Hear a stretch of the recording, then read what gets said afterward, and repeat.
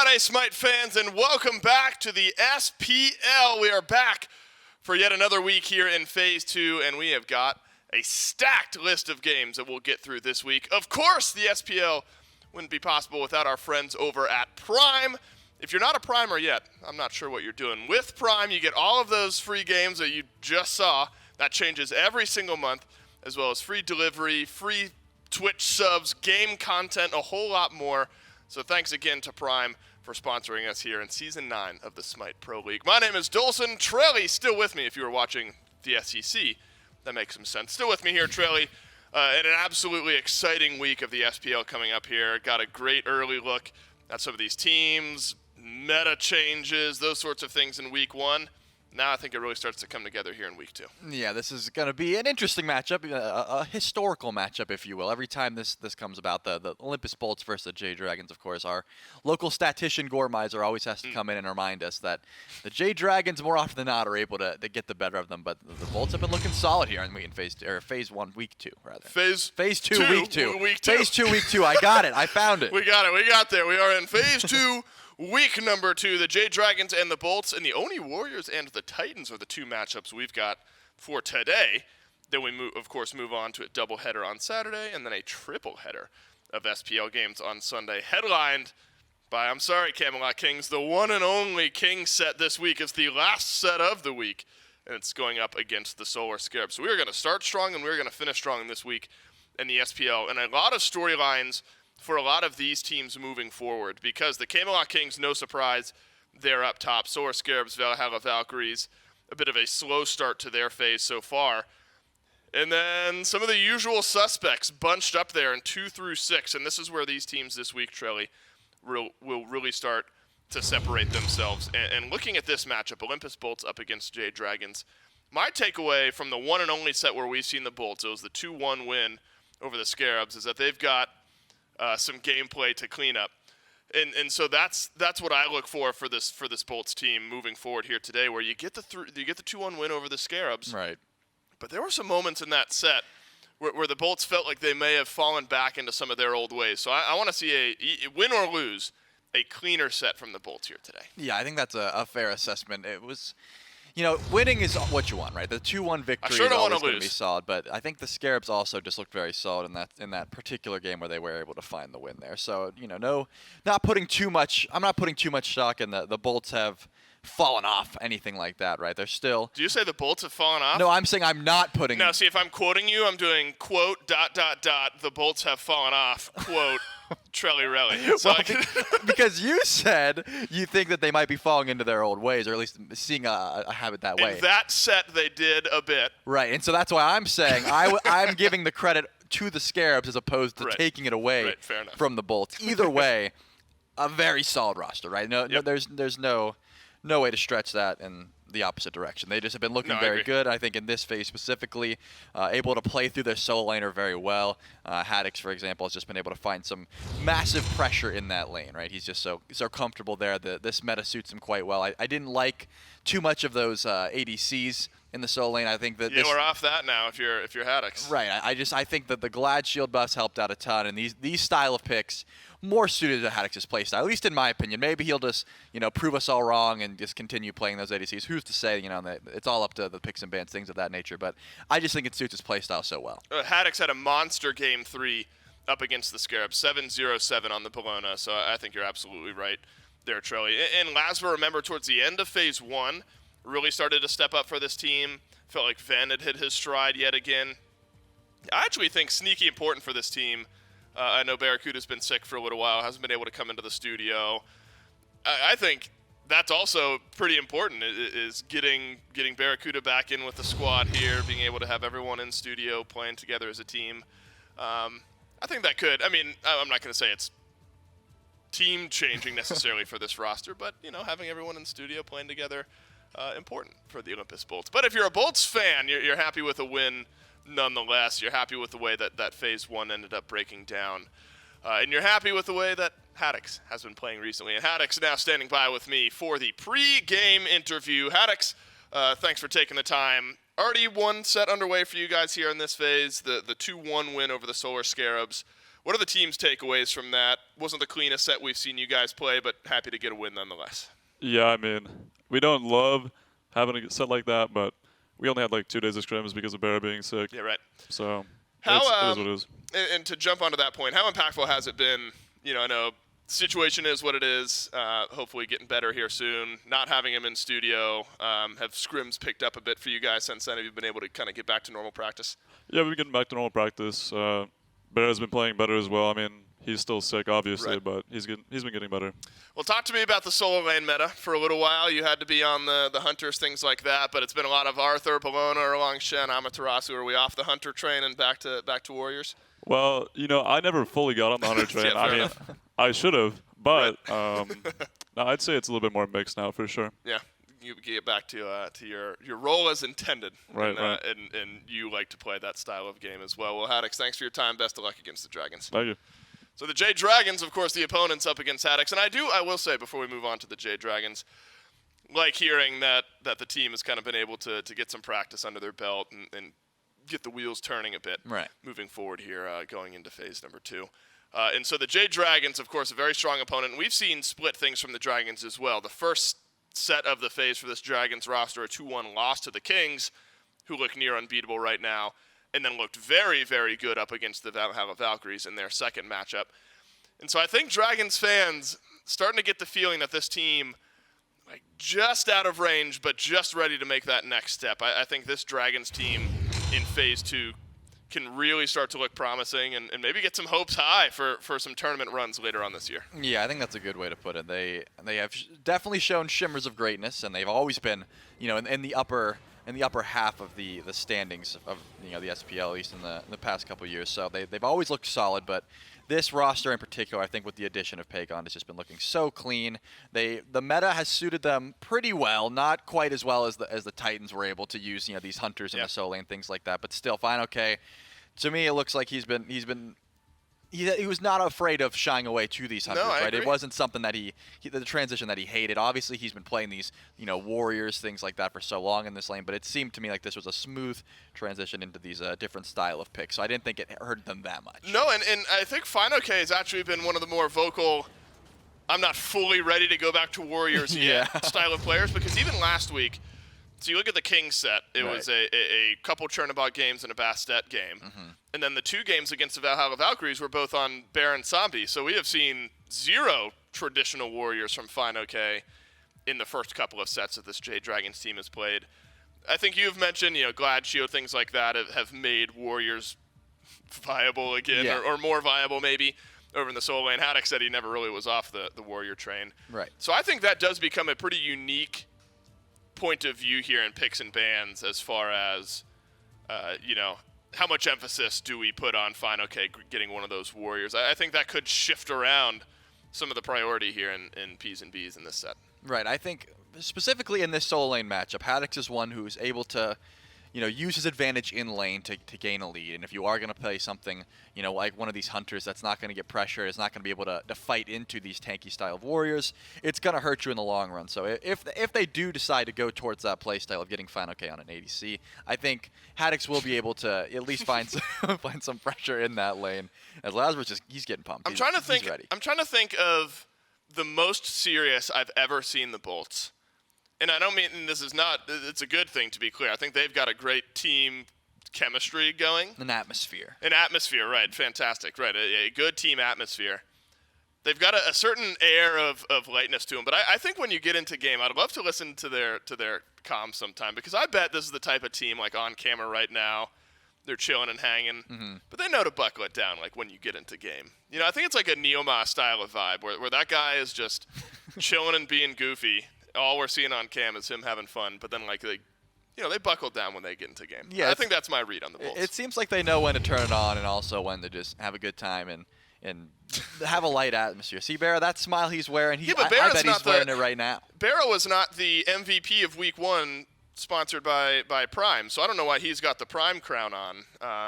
He's the people's MVP, I guess. Honestly, he might be. Feel better, Barra. That's what that crown stands for. Yeah, well, we don't have a people's MVP powered by Prime. We have a Week 1 SPL MVP powered by Prime. P's and B's for game number 1 between the Bolts and the Dragons. My big highlight was, where do the Warriors stand, or where does the solo lane stand Does Final K finally reach back into the Warrior bag, or is he sticking with the Barons, the Bastets, the Chernobyls? Because it's such a unique conversation where it's not even so much that like Baron and Bastet might not be viable anymore. It's just that now Warriors are maybe just as strong. So that's where my curiosity arises. Now, did somebody draw a crown on there?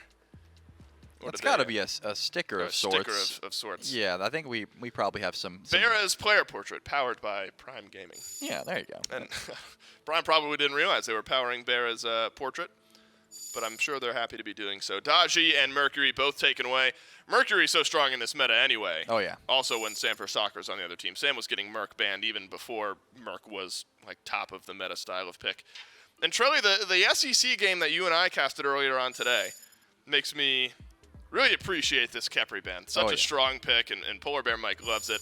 I think good here for the Bolts to take it away. Yeah, and the Baron is also going to be grabbed, meaning the Chernobog right now is open. The Jade Dragons are not in the position to grab it, so do they want to try and take that away? It looks like the answer is no. Taking these potent early assassins away from Lasborough are going to be the best option. So Chernobog is open, and the Bolts are going to snatch that one up, whether that goes to Barracuda in the duo lane or to Haddocks over in that solo lane. He could have been just holding on to some strats there in that interview, not wanting to let us know. I've actually been practicing the Chernobog relentlessly, getting ready for this moment. Yeah, well, regardless of what he's been practicing, he hasn't been playing in any of his SPL matches, right? So I wouldn't. That would be a Haddocks thing to say. I never really got on the Hunter train and then play it immediately in the game after saying that. And he has like 1,000 hours on Chernobog. But Barra also loves Chernobog. Right. The Barabog, the Chernakuda, whatever team you're on that. Please just Chernakuda. I hate the Barabog. Are you sure? I think Barabog might just be better. I think Barra himself prefers Chernakuda. Okay, well, that's like ultimately when the player says which they prefer, you have to just default to that. But the Jade Dragons, they get a very strong duo lane. If we're assuming Chernobog is going to be the hunter for Barra, which how safe or not of an assumption that is, I'm not sure. But Yamoja plus Uller, again, could be the duo lane. Could also be Uller mid for Pagon. That's something we've seen here as of late as well from the Jade Dragons. And then the Osiris ends up being the lock-in. Again, could be jungle for Lasborough. Could be solo for Haddocks. I'm thinking that's going to Lasborough, at least for right now. The being able to walk through the walls, the Yamoja walls specifically, is going to be such a strong engage. We've seen Lasborough play this, and notably the one set they did lose up against the Solar Scarabs. It's not set, game rather, sorry. The game they lost up against the Solar Scarabs, Lasborough was on that Poseidon. He came in the interview afterwards, was like, yeah, I want pressure. I'm not going to be picking these mages that get out-farmed in the jungle. He could have just been, talking it up for the interview. Either way, right. Osiris does not really get out-farmed. He's able to build Golden Blade. He's able to rush to farm effectively. He's not going to be put too far behind. He just has a lot of early pressure. So I think that's where that will be going, but there is still a few different options. Are you able to tell if that's a sticker or I actually think it's just photoshopped in behind him. Yeah, it certainly could be. I think they started with the crown and then put Barra's face over it. Yeah. Well, Photoshop, you can, put something behind it, right? So I think that's maybe also potentially what happened there. Okay. It is Photoshop. We have confirmation, so there wasn't a sticker. High technology to put the prime crown on Barra's head. Look, the Bolts would love it if Barracuda can step up and put on a prime MVP style performance in their sets. Absolutely. This week. And it has been Chernobog for Barra recently, more recently than it's been for Haddocks. 7-0-6 in the Game 2 win over the Solar Scarabs when Barracuda played that Chernobog. So strong for Barra. Still sensing, though, that this could be a solo lane Chernobog, and Artemis ban rolls out. Although Artemis, I suppose, could drop over into the mid lane. But an Artemis ban nonetheless for the Jade Dragons, and then a Poseidon ban from the Olympus Bolts. Some flexibility, of course, in Poseidon. Could be mid, could be jungle. Both pretty strong bans, though, from the meta that we've seen here. Yeah, certainly. Given the fact that Pagon is more than likely on that Uller and has been able to find so much success on that pick, and specifically, I imagine the Bolts. Oh, yeah, right. The Bolts, no chance it's mid. Right. The Bolts getting any sort of safe pick for Ven, I think, is going to be a great option. In the matchups of past, Pagon is able to find some pretty sick early kills on this Uller, and I think just getting Ven on something safe that he can sit back on. Recently, he's went to the East set, I think, but doesn't have a great matchup into the Uller. If you do get stunned out of Wind Gust, you lose a lot of your damage, and the dive is going to be pretty solid, especially into a Yamoja, things like that. So they have that option just in the back as the Yu Huang is taken away. So he said is still on the table as the Bolts have one more option to ban away here. They did take away that Poseidon. The Hebo, notably, if you are worried about that magical jungle presence, and I am, is still on the table. And Sam for soccer, he'll play any day of the week. He does not mind. Yeah, I'm trying to think what Golden Blade users are still around, because Sam really synergizes well with those picks. Looking at his last few games, Nem, Gilg, he's played once. Obviously, Nem's off the table. Mercury, Poseidon, another Nem game. And then way, way long ago, back in late May, in a loss to the Kings, he did play that Hebo jungle. So absolutely an option for Sam for soccer. And the Bolts will indeed take away the Hebo. Trelly, you are just on it sometimes, and today is one of those days. And even when you're off it, you're still really good. So when you're on it, you're spectacular. I appreciate that. I needed that today. It's like a 9 from a 9 to a 10. So you're a 10. You're a 10 today. Susano though, how about that for Sam for soccer? Haven't seen that from him in his last few matchups, but have seen it as far as his career goes. Wait a second. And it's a very threatening style of pick. Final K on Jingwei. Panda Cat gets the Uller. That's Pagon on Susanoo. Question. It's Answer, not. no. I don't want to. I'm not buying it. It's not guaranteed, but. But you actually think there's a chance? Well, I just know that Pagon loves the Susanoo as well, and more often than not, when it gets locked in, it goes the way of Pagon. Panda Cat loves Uller. Yeah. And Jingwei gets a free teleport to lane. So given on what we're about to see, I will decide if that is what the option is, because as of right now, it's the Yamoja as the single tank. Well, we can buy you some time here, Trelly. I think. All right. The fact that there's actually some water to your theory holds some water. I think is actually somewhat impressive and and shows that the Jade Dragons like some of these unique styles of compositions. Fenrir plus Kukulkan finalize the draft now for the Bolts. So it will be Chernobog plus Xingqian over in the duo lane. Likely, although I don't know, between Fenrir and Osiris, I suppose you could put one in different spots. You'd love to have that Ragnarok, though, to pair with Kukulkan early. And Kukulkan has been a very King style of pick. You set up, you knock down with Spirit of the Nine Winds, so I'm interested to see what Ven can get done here in the mid with that Spirit of the Nine Winds throughout this game. This is interesting. The Freya brings a lot to the table on this. Okay, let me rephrase that. She brings a lot of discussion to the table. She doesn't bring much to the table. She brings hard carry late game, easy ganks early, a fair bit of CC in the banish. Now this is interesting. Yeah, I think that for me this just cemented what I was saying. This is one team who's realized Warriors might be back. Another team who wants nothing to do with them. I truthfully think that it's Jingwei solo. I think it's fine. Okay. But I think the Uller has such a good matchup into Cuckoo, but either way, Pagon loves the Susanoo. Could be wants Susanoo to try to bully that mid lane. There's a few different options, but this looks like Freya jungle to me, Dave, because what else would it be? Someone's got to go into the jungle, right? I mean, the Susanoo in the jungle makes the most sense, but given the fact that it's the Dragons and it's Pagon. Could be Pagon, Susanoo jungle, Uller mid, Jingwei solo, Freya Yamoja duo. Because where do you want a Freya? I want Freya only in duo lane, but right. in the past, like season 1, 2, Freya was a decent jungler. So I don't think Sam for soccer will play it. Honestly, I think the Susanoo makes the most sense for him. Let's talk about it as a composition, though. Okay. Later on in this game, you're going to have immense amounts of damage, but you're not going to have immense amounts of tankiness. So it is. We do get confirmation that it is Freya Yamoja over in the duo lane. What are you worried about with this Jade Dragons composition? What are you excited about with this Jade Dragons composition? Because I don't think Mike is all that thrilled at the prospect of being solo tank.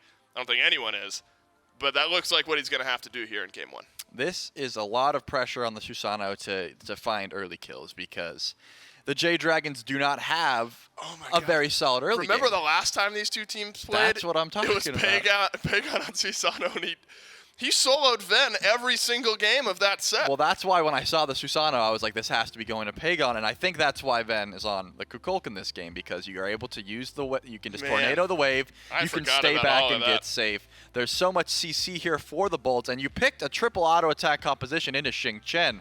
Furious Roar is going to get so much value. It lowers the auto attack damage of all these characters, but the Jade Dragons, they know how to get to late game, and they know how to use these auto attack comps effectively. They've dispersed their damage pretty well, even in picking, the Jingwei, the Uller, and the Susanna. They still have that Freya as a late game magical hard carry that is very difficult to itemize against. If you're prioritizing physical defense and spectral armor for the crits, Freya's gonna just burn through you. And the poor Bolts, they've got a pretty good draft here, but but it's so uninteresting compared to what the Jade Dragons have drafted.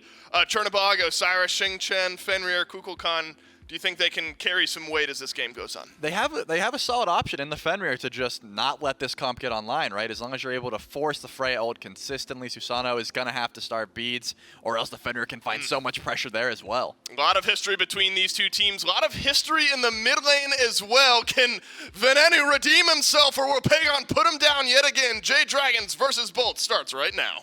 Man, what a game that we get to start week number 2 of the phase Encore with such a storied match between the Olympus Bolts, the Jade Dragons, a storied matchup in the mid lane between Pagon and Venenu, but it won't actually be that Susanoo that the desk was maybe theorizing. Instead, it will be the Uller going over towards Pagon. But I think they're right to bring up the idea that because of how often Pagon and Venenu are squaring off in that mid lane, getting Venenu something a little bit safer, probably a good idea for him. And honestly, you're still going to need it, right? Because, it might not be the assassin. It's still the Uller, man. He's still going to be hitting axe stuns. He's got long range. It's a lot of damage. Maybe not at first, but, building up things like the Transcendence, it's going to build up very quickly. And so I like this, right? Someone that can hang back. You've got easy clear, so you don't have to worry too much about engage, at least in mid lane. You've got a decent enough escape in the sense that you can just zoom a little faster away. I guess slither maybe is like the better term for it. You can slither away a little bit quicker. But I really like Kukulkan's damage as well. I mean, just ignoring Spirit of the Nine wins for the moment, and just looking at how much damage Zephyr can do. If you're able to get that burst, that plus a tornado can usually take someone down to half, if not lower, especially in some of these late game fights. And we've been talking about it a lot over the last couple of weeks, but when you look at these builds and look at the way the meta's been going, the book builds, specifically going for a Thoth, going for a Warlock staff, which is what we saw Tings do last week on this pick, it's pretty easy to do because you've got so much time to work with. It's a little harder to kill you early on no matter what, that it's not going to necessarily punish you for not having that starter, maybe any survivability, in the first few levels. You can just chill back, get your gold, go back, and hang out. And then when Lasbra hits 5, you hit 5, you still have the same punch potential that you would have had otherwise. And I think something that Des brought up, and we'll get to talk a little bit more about it this game, especially because the fact that Panda Cat's the one piloting the god, Freya, who we've seen largely absent since the end of Season 8 when the Magical Hunters kind of fell out of favor. Now with this new 9.6 patch, Freya got a pretty, I'll say a pretty significant, at least level 1 buff to her pulse. And I was wondering how long it'd be before we saw her pop in. Turns out it's game number 1 we're seeing these pros player. I was going to say, late game, she's still going to hit harder, right? The pulse just got a full-on buff to it, but the fact that it's come through, it's still going for the clear. I do like that Trelly mentioned the fact that she used to be in the jungle, because in my heart of hearts, I still want to see that return happen one day. I might be the only person. No, I'm with you there. In there, yeah. Okay, so we're the only 2 people that exist on this planet that truly ever want that to happen again. But I think it's nice to see because, like you said, it's a good early level buff. At the very beginning, you're going to have slightly better clear, and for a lot of it, you're not going to have to just exist as this level 20 only god. You'll at least be able to exist in the matchup for the first couple of levels, and maybe not get steamrolled by any of these hunters, especially with the way their builds have been going. Well, maybe the plus side of being a more traditional hunter in that soul lane is fine. Okay, doesn't have to be as concerned about his blue buff, which is likely just going to be stolen on cooldown by Haddocks and Lasbra, as it already has been on its initial respawn. But fine, okay, we'll be able to sustain up just fine. It is a Jingwei. He can get himself right back to the lane, at least that tier 1 tower, thanks to the help of his passive. Should be fine in this lane and fairly, or I shouldn't say susceptible, be fairly immune to the ganks and all these invades that could come from the bolts. And it's something that I like this Jingwei. Chernobog, I think, hands down better no matter what when you're going into solo, because there's just your free teleport into a fight whenever you want to. Jingwei's halfway there, right? Her passive is almost good enough to be able to follow it. It's going to take a little more time. You still have to back, then leave, then fly, then land. But it's still enough to at least get you across the map. Jake eating a lot of damage, but Panda Cat out of mana after finding that whoop. Meanwhile, Sam looping around the side, going for a purple buff invade of his own to try and strip some XP away from the Olympus Bolts dual lane that's been pushed back. And here we're starting to see a little bit of the power that comes from this early Freya buff. That extra damage onto Pulse allows him to be able to clear and even get some pretty significant poke back on Jake. And it's really funny because this lane, it's interesting to me, and we kind of alluded to it, I think, when we were on waiting room, but like you get like the Freya with a little bit of an extra punch. And yet Yemoja got hit again. Like I want to go back. I really do want to go look at like the changelog on the wiki because I can't remember the last time that there was a positive buff for her. And like that's not a bad thing. She's a really good god, and in the right hands, Mike's hands, I would argue, are the right hands. You're going to be able to do well. But like the Riptide, its duration got cut in half. Its slow got cut in half. And then the slow on River's Rebuke got nerfed pretty hard for this one. Yeah. So I'm interested to see how impactful this Yemoja can continue being, because he's still got, I would argue, a really, really awesome kit as a support. And the fact that you're using Omi instead of using the mana still does help balance things out in my mind, right? Because now you're able to continue, you can still spam abilities, you can still spam your heal. 140 seconds on the ult is still wildly long to me, but I think, again, appropriately so, because otherwise it's way too good. And so I'm just interested to see how this, as a pick, and really as a duo lane, starts to flourish when they get into some late-game team fights. And I think it was so good that we had the supports in this week, prior to, or I guess technically the day after these nerfs came through, and, talking with the supports, with Mike, with Neil and those guys. I think it was also, Gamma was in there and Inbound, and they were all just talking about it. It feels like Yemoja not really is immune to nerfs just because of everything into her kit, but it feels like it's such a hard thing to find the one piece that can really take her out of favor at the top level of play. Sure, with the casual level of play, it's one of the harder gods to play out there. Yeah. I mean, I'll even admit, sure, I'm not the best player out there, but Yemoja is a tricky god to play if you are not familiar with the ins and outs of her kit. And being at this top level with these support players, they know how to play this god. And even with this Riptide now going down half of its duration, probably the biggest hit out of all of those ones there, pros are still finding value in her. I think a lot of it, and it's really fun, at least for me, because I love playing Yemoja. Like the nuances of it is like keeping track, like Omi balancing is a really big part of how much is going to. Sometimes you just spam stuff and then you go, oh wait a minute, I don't have anything anymore. Oh no.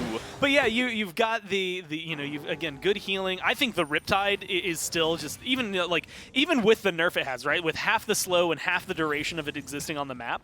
If you just initially can very similar to like a Ymir wall, throw up a really max range Riptide, pull someone back into the fight, it changes a lot. Oh, Venenu in danger. Venenu dead. First blood to Sam for Soccer on the Susano. So maybe not up against his usual person that would be playing that god, but still a death to Susano as Sam dove behind the tier 1 tower to get that kill. Look, I'm going to do the Smite Pro Twitter, at least one tweet's job for him. Okay, it's just Vin and Susano's and getting first blooded. It happens too much, man. It's a combo maybe built the opposite of heaven for Vin. Oh, Barracuda in danger. Does not have his ultimate, stuck between the rivers.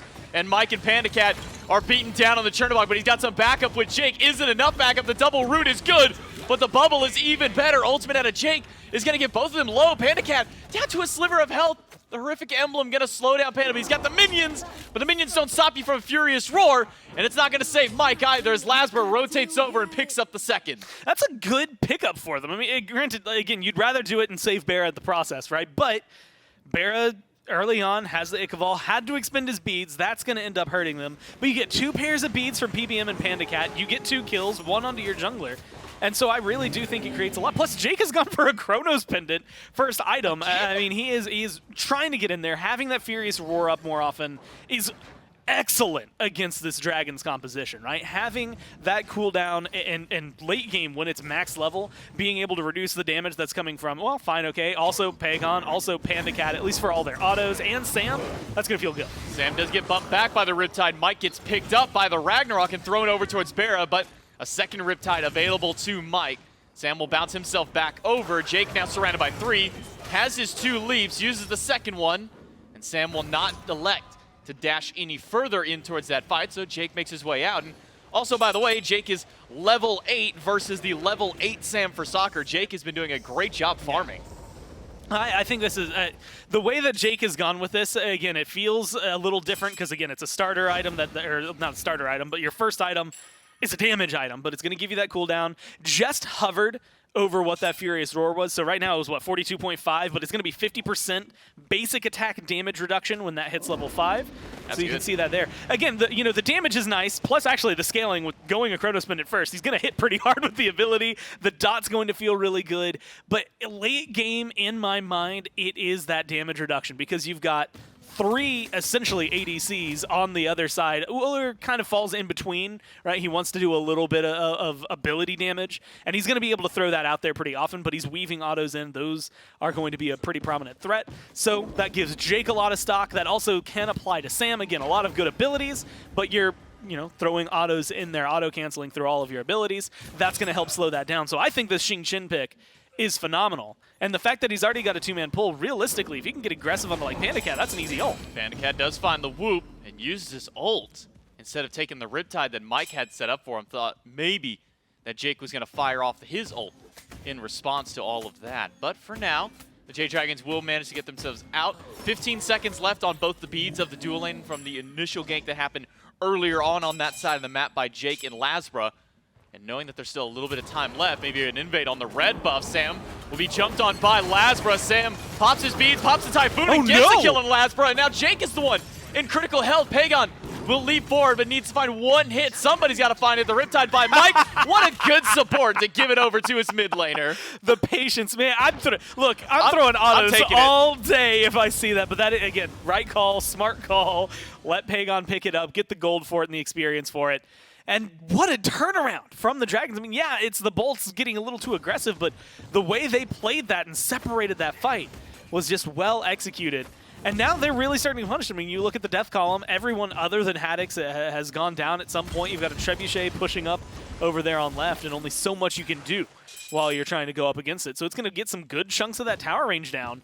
And left side control this early on, I mean, one more kill over here.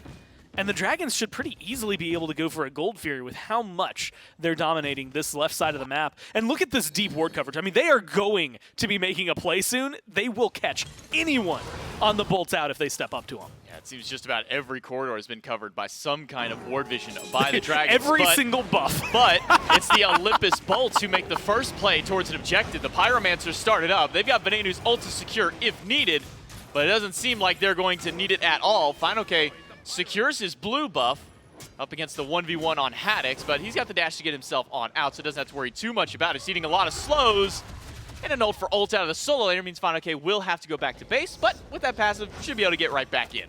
This is where I think, and this meta as a whole has always been this conversation. What are we waiting on? That's what are we looking for? Second item Poly out of Ven. I'm going to be honest, I saw him building, and I did not expect that. If I'm going to be real, there are a lot of items I expected there. Soul Reaver's been like real hot lately. Poly would not have been on my list. And honestly, that's more interesting than what I was going to talk about anyway. So I don't dislike this, is what I'm going to say. On most people, I don't think it's like a terrible item, right? Especially like if you're just like standard, like, hey, I'm going to throw out an ability, then I'm going to hit you really hard with the next auto. But I think on Cuckoo specifically, it helps a little bit, because think of your damaging abilities. Tornado, which for the most part, very telegraphed, usually easy to get out of before it ends up ticking onto you. And Zephyr, right? Those are the ones that you're going to be hitting the most often. But a Zephyr and then a Poly auto is a lot of damage in one little amount of time. So I really do think that it maybe not like my favorite item to ever see, but I don't dislike it on this pick. But I have to see him like hit the abilities. That Zephyr goes a little wide. I have to see the autos maybe applying a little bit more for this to make the difference. Otherwise, stat-wise, I'm pretty sure it's, as an item, just really, really solid, right? You're still going to get good power off of it. The passive on its own maybe is going to be a little bit there. But yeah, the 95 power, 300 mana. It still feels really good for the conversion you're getting out of that on a Cuckoo Kong. Heavy. At least a heavy stock thrown over towards the purple buff. Needed 3 of the bolts to rotate over to stop the 3 members of the Dragons who were trying to keep that one at bay. 4-2 as far as the kills are concerned for the Dragons, but when it comes to the gold, dead even. 3 gold separating them. Oh my god. We're not, so, oh wait, no, now it's literally even. It actually hit 0. Yeah, that's the first, okay. Okay. Charlie mentioned how, and I mentioned before how I've kept track of, like, you know, the single digit golds and whatnot. 5 is the only one that I was missing for the first, like, number 5. I've never actually seen a 0 gold difference when it wasn't the start of the game. I don't think we're going to see it again. I don't think we'll ever see that again. Like when it hits like just flat 0. Because the number disappeared and I wait, what is it now? It was literally 0 gold. And Jake will find nobody with the ultimate in the backline. Gold Fury still pulled by Panda. He's going to want at least that. And a Rivers Rebuke out of PBM to zone out the team fight. But in the backline comes Haddocks with his teleport. And PandaCat is the first one down. And ult on to Pagon in the backline. Haddocks will just W key at the enemy mid laner. But the Jade Dragons will find their path out, and now it's the Olympus Bolts who will be able to grab this Gold Fury. And this was the thing I was wondering about and wanted to talk about a couple of minutes ago, which is just what are team fights going to look like for the Dragons? They're all a little squishier, easier to take down. They've been favoring this kind of comp.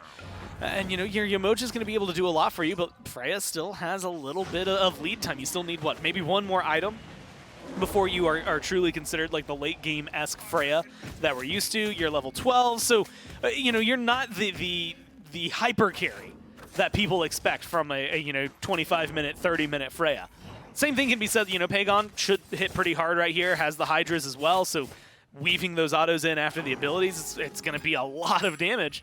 But how much are you going to be able to close gap? You know, if Jake hits you with the Furious Roar, now your auto attacks are doing a little bit less. I'm surprised we aren't seeing many shells on the side of the bolts, because normally that's like one of the easiest go-tos, but there's the Aegis there for Vin.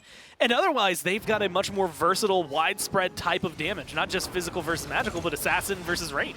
Mike does not get to go through a Riptide. Actually takes one to get away from the ult from Ven, but there's no chance that Mike gets out. He is completely out of Omi, and Lazarus has plenty of abilities and plenty of autos to close out the kill on that one. The Olympus Bolts have now tied up the kills, and with that Gold Fury from earlier, put themselves a little over 2k gold and XP in the lead. Yeah, that was a risky play for the Dragons, no matter what, right? If that fight goes their way, then they get a Fury, and it is a very high reward, but as we saw, you lose the fight, you give some kills over to Lasbra, and then you end up in a position where even more gold goes over towards the Bolts. And since we were highlighting it, it was dead even literally before that.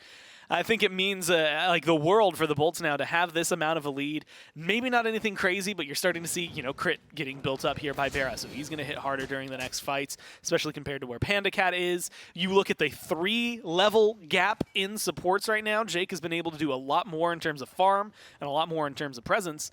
And with an Obshard finished for Vin, I really think that just those 3 on the bottom, you know, completely ignoring how great it is for Lasbra right now, and the fact that Haddocks is going to be able to rotate in and have some very, very impactful presences in these fights, I think just those bottom 3 have been able to do enough that lead the Bolts into the late game pretty well. Okay, not having the funnest time up against Haddocks in solo lane. All that physical defense for Haddocks means that he can stand under these tier 1 towers and box up against Final K. And mostly just because Final K only just now got any kind of actual lifesteal into the build. Atalanta's Bow, the 3rd item, and the 3rd of the bow tree. Haddocks not really concerned about the Iqbal that Final K went with earlier on. Haddocks is just doing Haddocks things, and this is something that it gets highlighted about the Bolts so often, is when Haddocks is allowed to play these bully-style characters, these Bellonas, these Osirises. Once he gets into these team fights, it always comes down to who is going to deal with Haddocks. And I'm looking at the Dragons' composition right now, Gore, and I'm not really seeing anyone who can deal with them. Yeah, it feels like one of those will deal with you by killing you fast, but I'm not sure it's going to work well. PandaCat, that's both of his relics, no ult and a death. Lasbra, credit to that one from the pressure he put on earlier on when he jumped into the lane, stole the ultimate away from PandaCat, and then just made a nice and easy rotation right back through. And that's what we see all the time with Freya's, is if you just sit in Freya's lane consistently, you should be able to find a pick. Both rotating one over to the duo lane, the Pyromancer started up. Jake does find one with the ultimate.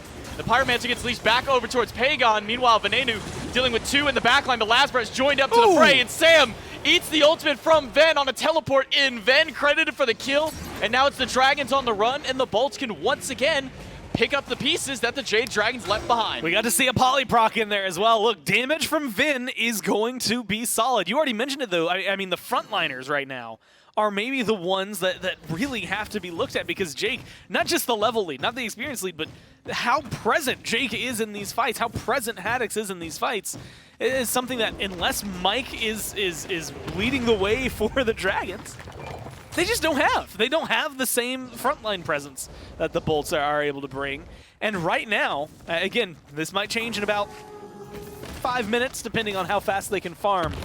the next couple of items might be the most important for the Dragons and where these power spikes end up going, because being able to burn through either the front line or ignore the front line for those kills deep is going to be how you win this, and a lot of that is going to be based around itemization. You've got Jake, who is quite literally going directly into, all right, screw the auto attackers over. Right. Let's see what we can do. I'm going to go deep. I'm going to pop an upgraded Horrific. I've got a Witch Blade. Also, I've got Furious Roar, and I've got a Sovereignty. Good luck if you are Fine OK or if you're Pagon. And you know what? Let's throw Sam into that list as well. And then Panda Cat, well, he's only going to get hit by some of those things, but he's still going to get hit pretty hard by them. So for the most part, I really like that Jake has itemized really into just an anti-Dragons comp, while Haddocks is just going to get to play tank, go up in the front, fight people, do the bruiser thing. And so far, again, maybe not granting any kills for him, but it's been able to be just enough to bully out the Dragons, stop someone from maybe diving a little deeper. Haddocks teleports in, and the Bolts want to set up around the Fire Giant, as do the Jade Dragons, but Dragons, even with having 3 auto attack dealers, they're all fairly behind. The Bolts are going to walk forward. Lasper level 17 on this Fenrir. Almost the highest level, almost higher than everybody on the Dragons. The only one who has any kind of a lead up onto him is going to be Pagon in that mid lane, piloting the Uller, but the Dragons don't really have the DPS to try and burn one of these objectives under the noses of the Bolts. Haddocks gets caught out against 5, and this would be a perfect pick for the Jade Dragons if they can find it, but Haddocks pops the tether, and he's going to just walk right out. Haddocks still low in HP, but he stood against 5 players and walked out. Yeah, I mean, he's low, but I mean, even, wow, his HP 5 is actually kind of nuts as well. He's got some pots popped, so it's not like it's all on their own, but like he's been able to get up there as well. That prot reduction, or damage reduction, I should say, is just nuts for him in terms of being able to dive deep. One of the things that makes Osiris just such a good bruiser and a good warrior is that tether. And so being able to jump in as hard as he is, especially with Jake making it so they hit less, it's just the perfect combo right now from the Bolts. And that's the only thing that's worrying me. I think the Dragons have some insane power spikes that are going to be able to come up. And, you know, 2 or 3 items on most of the carries here, that is going to be a kill onto Haddocks, right? And even with the damage reduction that he's going to have, even with Jake maybe being able to play Savior, it's still going to end up being either a kill or incredibly close to a kill that it becomes a TKO. Now you're still in this spot where the Bolts, I think, have a very distinct advantage, not just in gold, but really just across the map and in team comp. And the biggest thing for me, J-Mac, is even without all of that, they got Vin's ult. I mean, Spirit of the Nine Winds does a lot of damage, and when it comes down to stealing objectives or securing them, depending on whether they're the aggressors or not, that's the best thing in the game. There's not even anything close to it, in this lobby at least, to try and keep up with what they're going to be able to do. So, you know, if you don't feel pressured around, say, like an Oni Fury, then you're fine.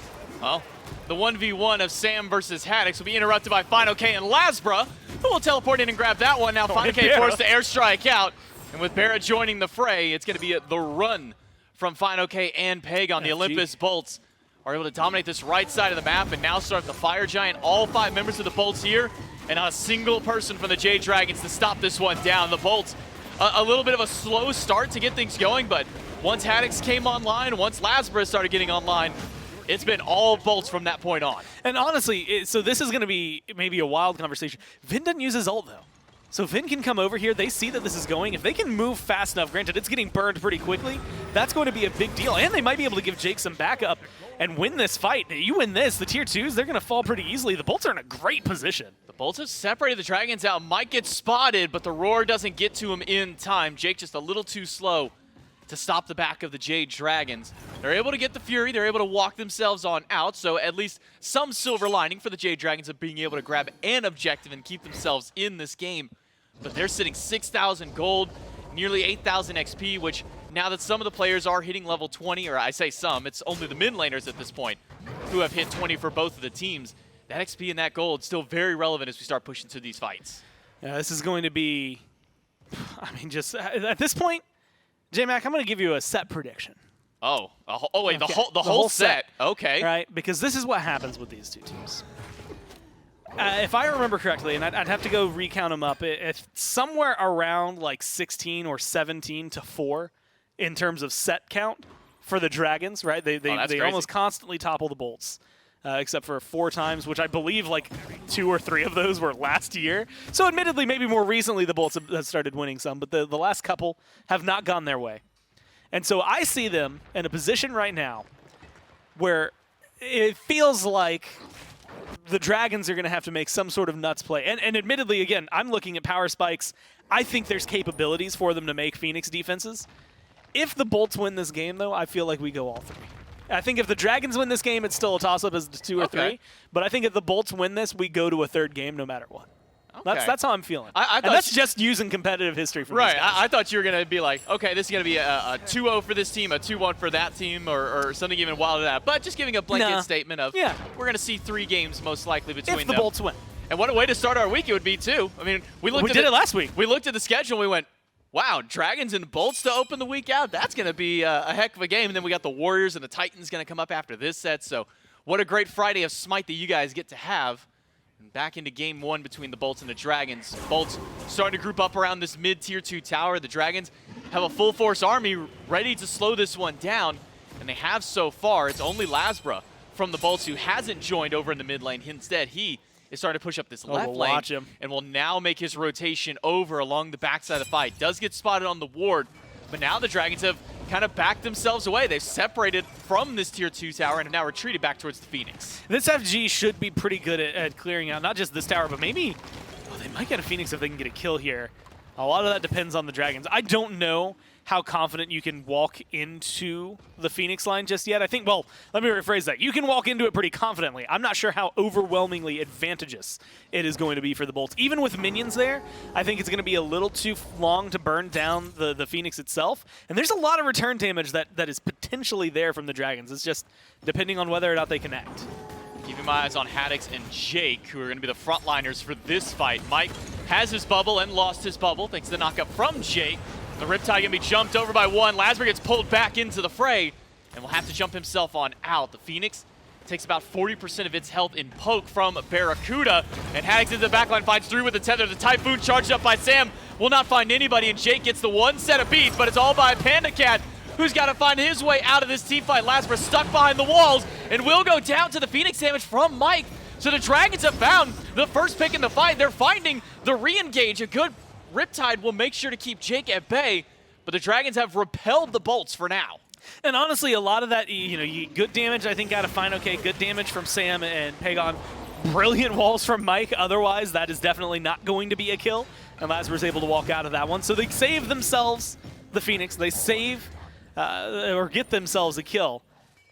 And that Phoenix specifically, the saving comes from the fact that really, especially with the people who are looking for the fight, Barra's going to be like the main objective killer in that regard. And he shouldn't be looking at him, right? With this kind of build, I want to see those crits going on to players. So it's like that odd toss-up of we've got to go deep, we've got to take this damage, but also we have to figure out how we want to trade between killing the objective and killing them from killing us.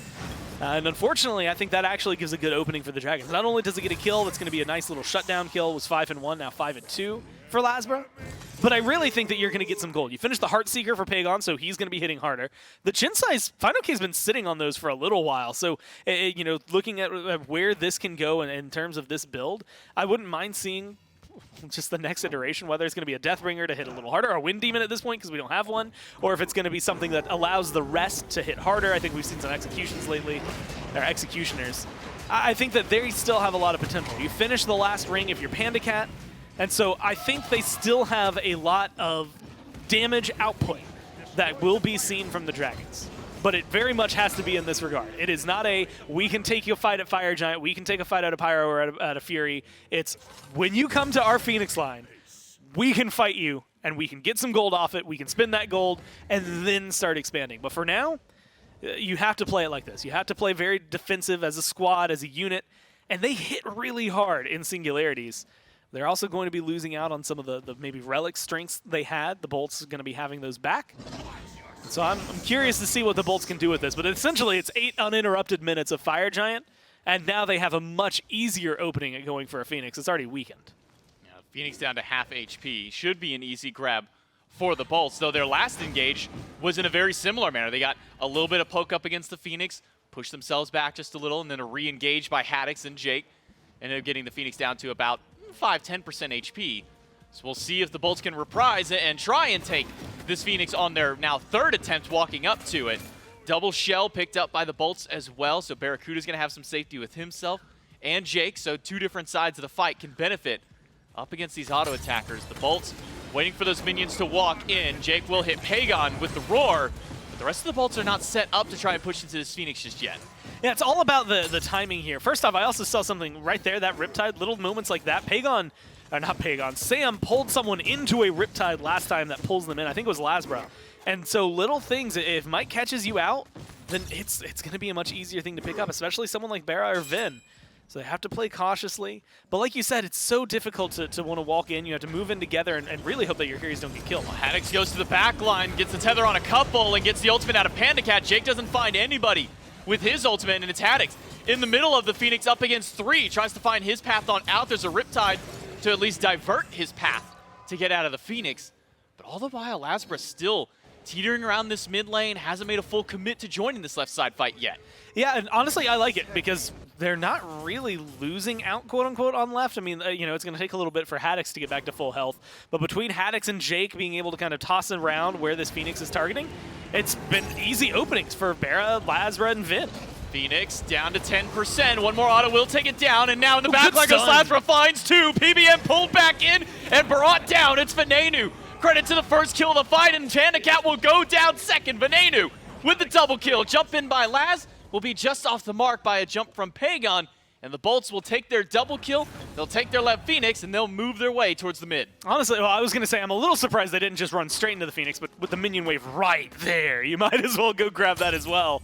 And now you're in a 3v5. Look, you've got 30 seconds, 40 seconds without Panda Cat, and that's going to be a huge win for you. Yeah, there's still good damage on the Dragons, but it's not going to be enough to stop this onslaught. 5 versus 3 up into the throne room. Jake doesn't find anybody except for Pagon. Finally at the very tail end of the ultimate, and Pagon jumped on by Lasbra. In the backline is Sam trying to deal with Veneno, but Sam is losing that battle. It's Barracuda. Credit to the kill. Pagon and FineOK have to put up one heck of a defense, but it's not going to be enough. The Olympus Bolts will take game number 1. Yeah, so I think, and we've talked about this a lot over the last, month now, including Masters, things like that. You look at the draft the Dragons have, and that's one that if it gets ahead and it stays ahead, it steamrolls you. I mean, just absolutely flattens you against the ground, doesn't have anything to worry about. When you look at what the Bolts had, it's not one that's going to be great in the first 5 minutes, not even the first 10 minutes, right? It's just very relaxing. The Fenrir is maybe the strongest thing you have going for you, along with apparently Jake's Xing Shin, because that was actually nuts. That double kill that they got on the duo lane early on, I think really helps kind of settle the scales more for the Bolts. But then you start to transition. You get the stacking items finished for Vin. You get the, as much as weird as it is, you end up getting, a really good hard-hitting, powerful item third, plus the Soul Reaver later on. You've got a better ult for Secure. I think every single thing they did just played the curve of the game a little bit better. And unfortunately for the Dragons, it was just very difficult to play catch-up. Yeah, the Dragons fall behind just a little bit too early, and from that, the Olympus Bolts are able to take game number 1. Can they keep up that same pace and find the 2-0 in the Dragons? We'll find out right after this break.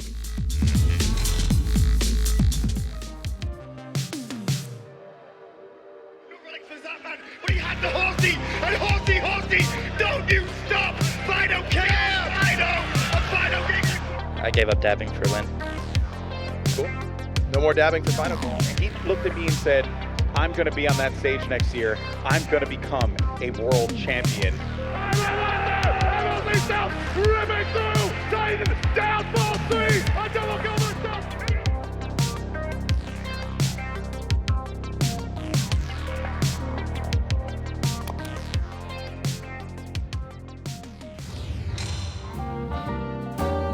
A little different than all the rest. I'm quite old-fashioned where I had sometimes played chess. And when I'm out, I'm looking for that vintage fling.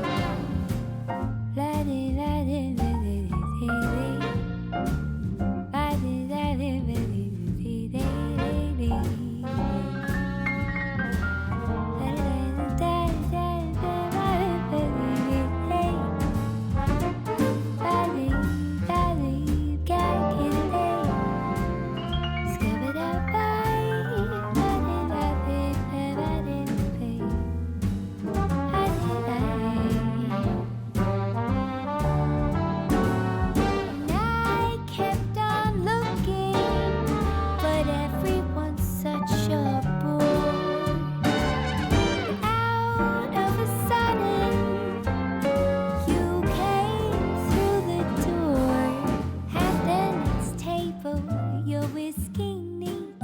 The lights were dimmed as our eyes met and you saw me. And forevermore, I'd like to share that vintage dream. And forevermore, we're living in that vintage dream.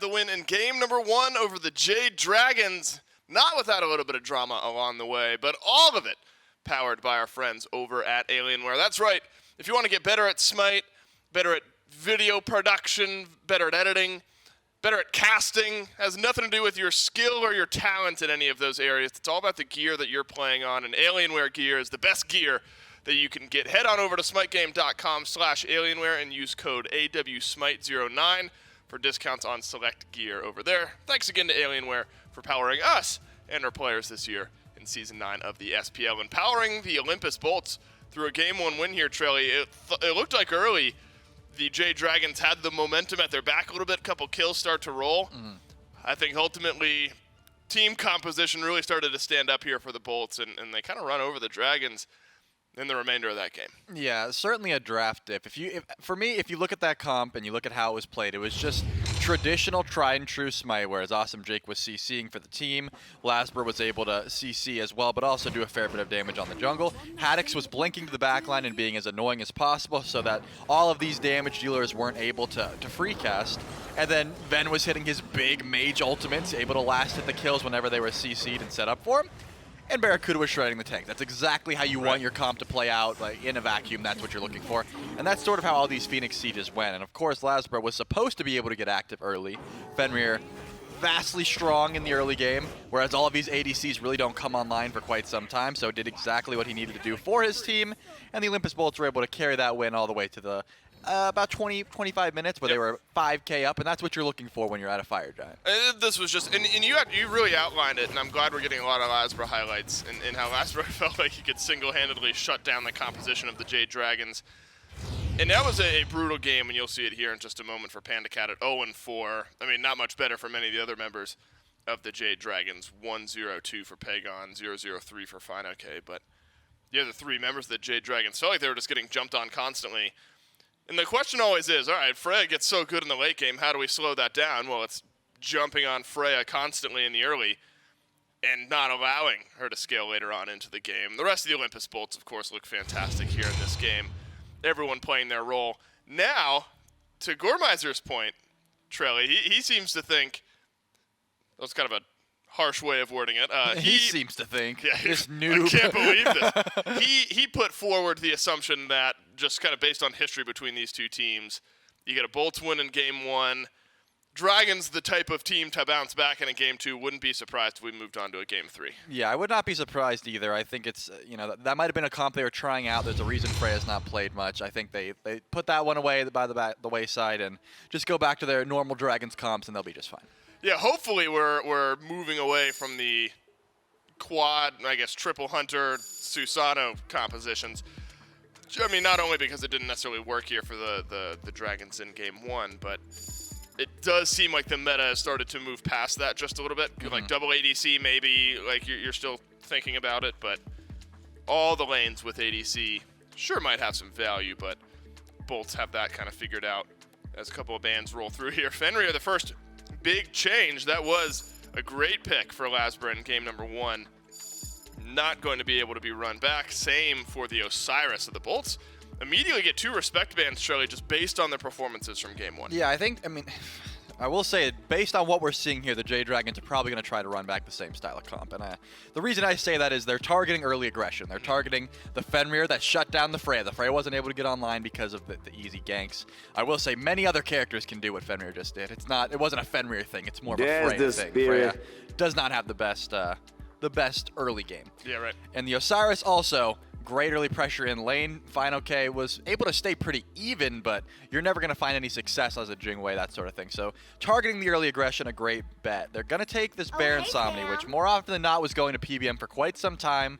But as of recent, this pick has shown a lot of potential in the solo lane. Yep. So I'm going to hold on to the thought that it's a flex, but FineOK's been looking pretty solid on it. Yeah, it's been a really good FineOK pick. Both of the wins over the Valkyries were on this Baron. Only died once in that set. Now, Jingwei and Nemesis, for the Bolts, yes, but just the league in general between Jingwei and Nemesis, even in the SEC, a couple of very strong picks. Nemesis ran the games that we were watching earlier on today in the SEC, and then, of course, Jingwei can scale nicely later on into the game.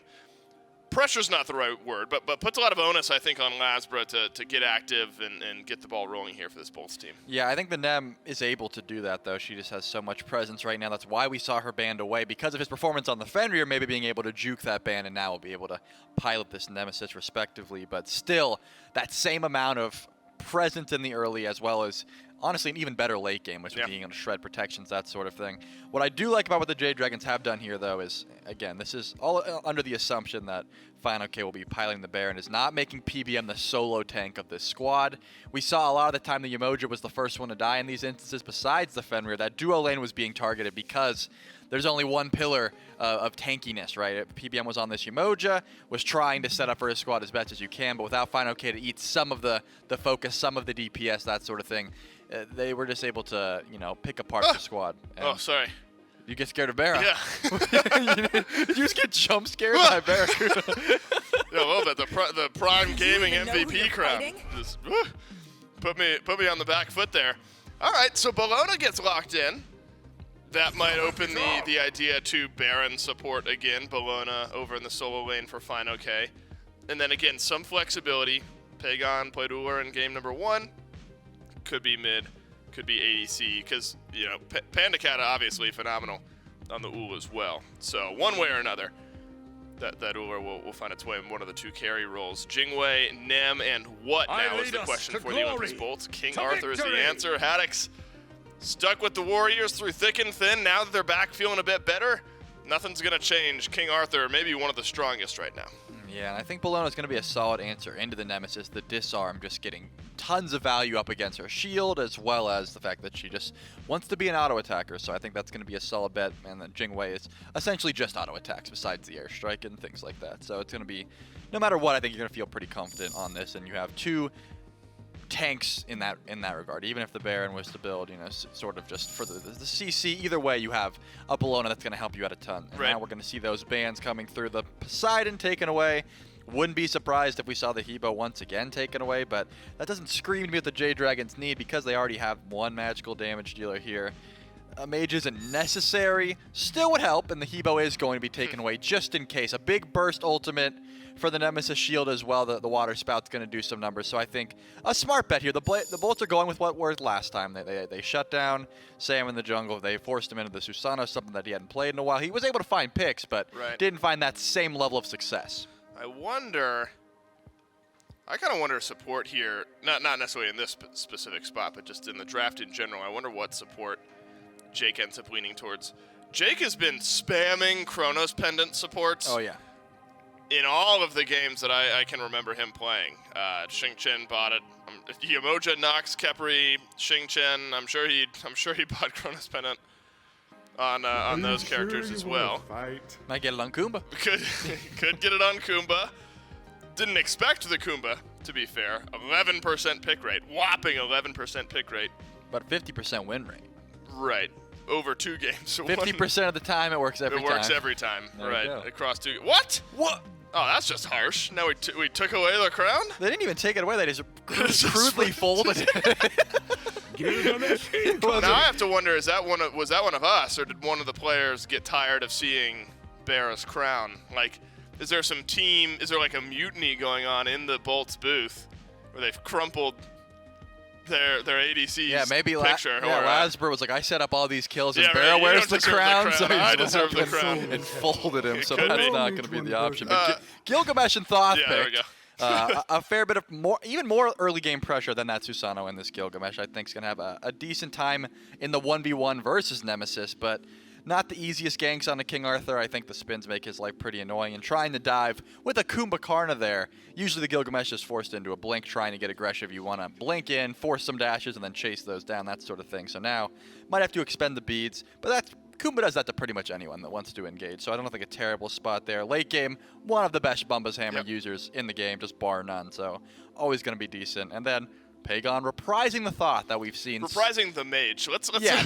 just going to a magical damage dealer, which we haven't seen in quite some time, but he was nuts on the Thoth, let's be honest. At the beginning of this phase. Yeah, look, so Pagon through the last 6 games has played 5 ADCs and 1 mage, and that 1 mage was Nuwa, and that was a loss up against the Camelot King. So it has not been a frequent class of character that Pagon has played this phase so far in the SPL rather. But in the SEC, remember that, Pagon phenomenal on all of the mages, so it's not like this is a backstep by any means for the Jade Dragons mid laner. And you can still make some plays on this stuff. Kumbhakarna is going to be followed up yet again by the Kukulkan. And so there is still setup here for the Kukulkan. You got Epic Uppercut, King Arthur with some lockdown, Nem with the slows.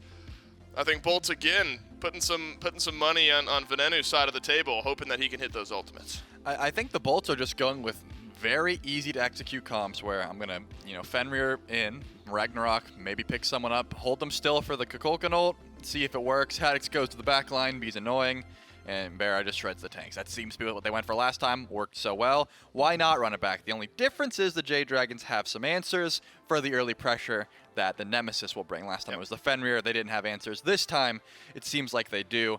PBM is going to be in that duo lane, able to set up a lot for this Uller, things like that. You just have a lot of lockdown, as well as the Gilgamesh. No slouch in the early either. He'll be able to match that presence and probably be quite annoying for the team to deal with. We saw Ven fell very early on that Cuckoo because the wave clear is very good. It just takes a bit to get online where you can actually drop the tornado and then just run away from the lane.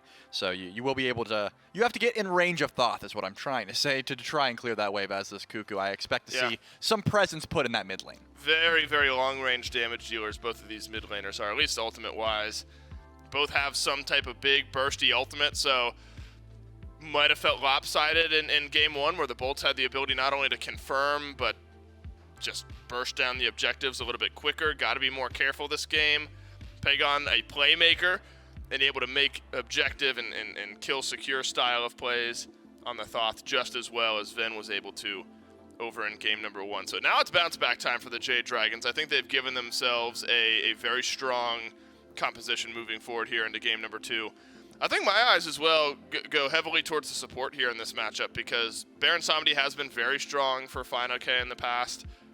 Have seen 2 games of Kumbhakarna total in the SPL. So we got kind of a unique support matchup going on here in this game between Jake and PBM. I actually think 2 players I would hope to see on these styles of picks. Should be some fun to watch. Yeah, I would say so. I think that Jake's pick is much easier to execute. Kumba, it's very linear what he wants to do. He wants to either sit in the back and peel for his squad or blink in, set up with that epic uppercut and say, Ven, just throw it down Main Street. That ult's going to kill no matter who we're ulting at this point. So I think the Baron has to position himself very well, has to make sure that these life of the parties are used defensively or offensively and never being wasted because that's a large portion of your engage. Whereas Jake can just use this mess so freely. That's the benefit of Kumba is how much CC it has. The Olympus Bolts versus the Jade Dragons. Are we destined for a game 3 like Gormizer thinks?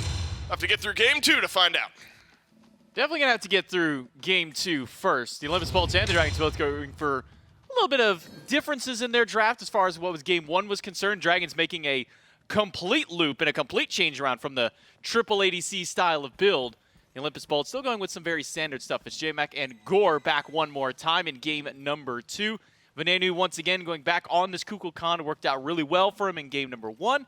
And PBM going back onto a pick that, if I'm not mistaken, is only sitting at 1 loss so far in SPL history. Yeah, for him. Well, yeah, when he's played at support. Admittedly, oh man, now I have to go back. I can't remember who it was that took it. I want to say the Bolts took that loss from him. Oh no, that's not good. That being said, I'd have to go back and double check it. I'm not 100% on that one, but I do remember it was one where like they were very confident.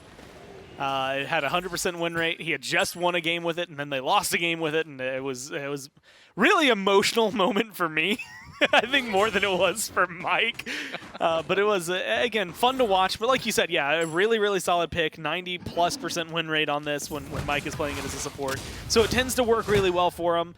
I'm actually really digging the Dragons comp. Again, you've got a lot of auto attackers when it comes down to Sam, FineOK, and PandaCat, but I think you've got the right kind of presence and prevalence in this, right? PandaCat is going to be able to do a lot of damage on this Uller. Pagon, long range, easy to access damage that is going to be very easily applicable. And I think Pagon specifically keeps up with Vin very well in this one. But I really like the Gilgamesh and the Bologna. Again, 2 auto attackers can itemize themselves kind of in between, very well hybrid, but also really good CC. And that Gilgamesh drop kick alongside what Bologna can do with an Eagles rally. So the 2 of them as a whole, and being warriors, so being a little more inherently tanky, I think really does make things better for the Dragons as far as the long game goes. We will see that Sam is opting towards Katana Tier 1 for his start, so Golden Blade should be right around the corner. And we'll see what kind of itemization Sam goes in towards, if we see more of a Bruiser-style Gilgamesh, if we see more of this Glass Cannon style that's been kind of popping up recently. We'll have to keep our eyes at least over in that lane, on that jungler specifically. Pressure, at least in the dual lane, has gone the way of the Jade Dragons. Kumbhakarna and Jingwei, not really known to be able to clear waves too well early on. Yeah, I'm interested in this Kuba pick, just in general. One, because of, like you said, it's lane. Maybe not working out too well. What was it? Jingwei just got it was a very small nerf, but a nerf to explosive bolts, I think, on the scaling. And so little things like that are maybe going to make some differences between the 2 of these. But late game, a lot of the supports we're talking about, Kumba admittedly being good against auto attackers, but not necessarily focused on the hunters, more focused on assassins, I believe was the conversation. And I'd argue that you could throw not just easily Sam into that conversation, because he's going to be playing this very assassin-esque.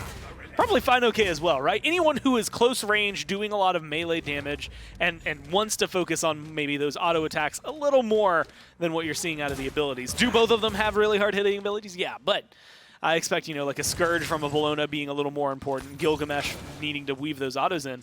And so Akumba Mez, when broken early, late game, has an attack speed reduction, essentially lowering the damage output that they're going to have for that duration.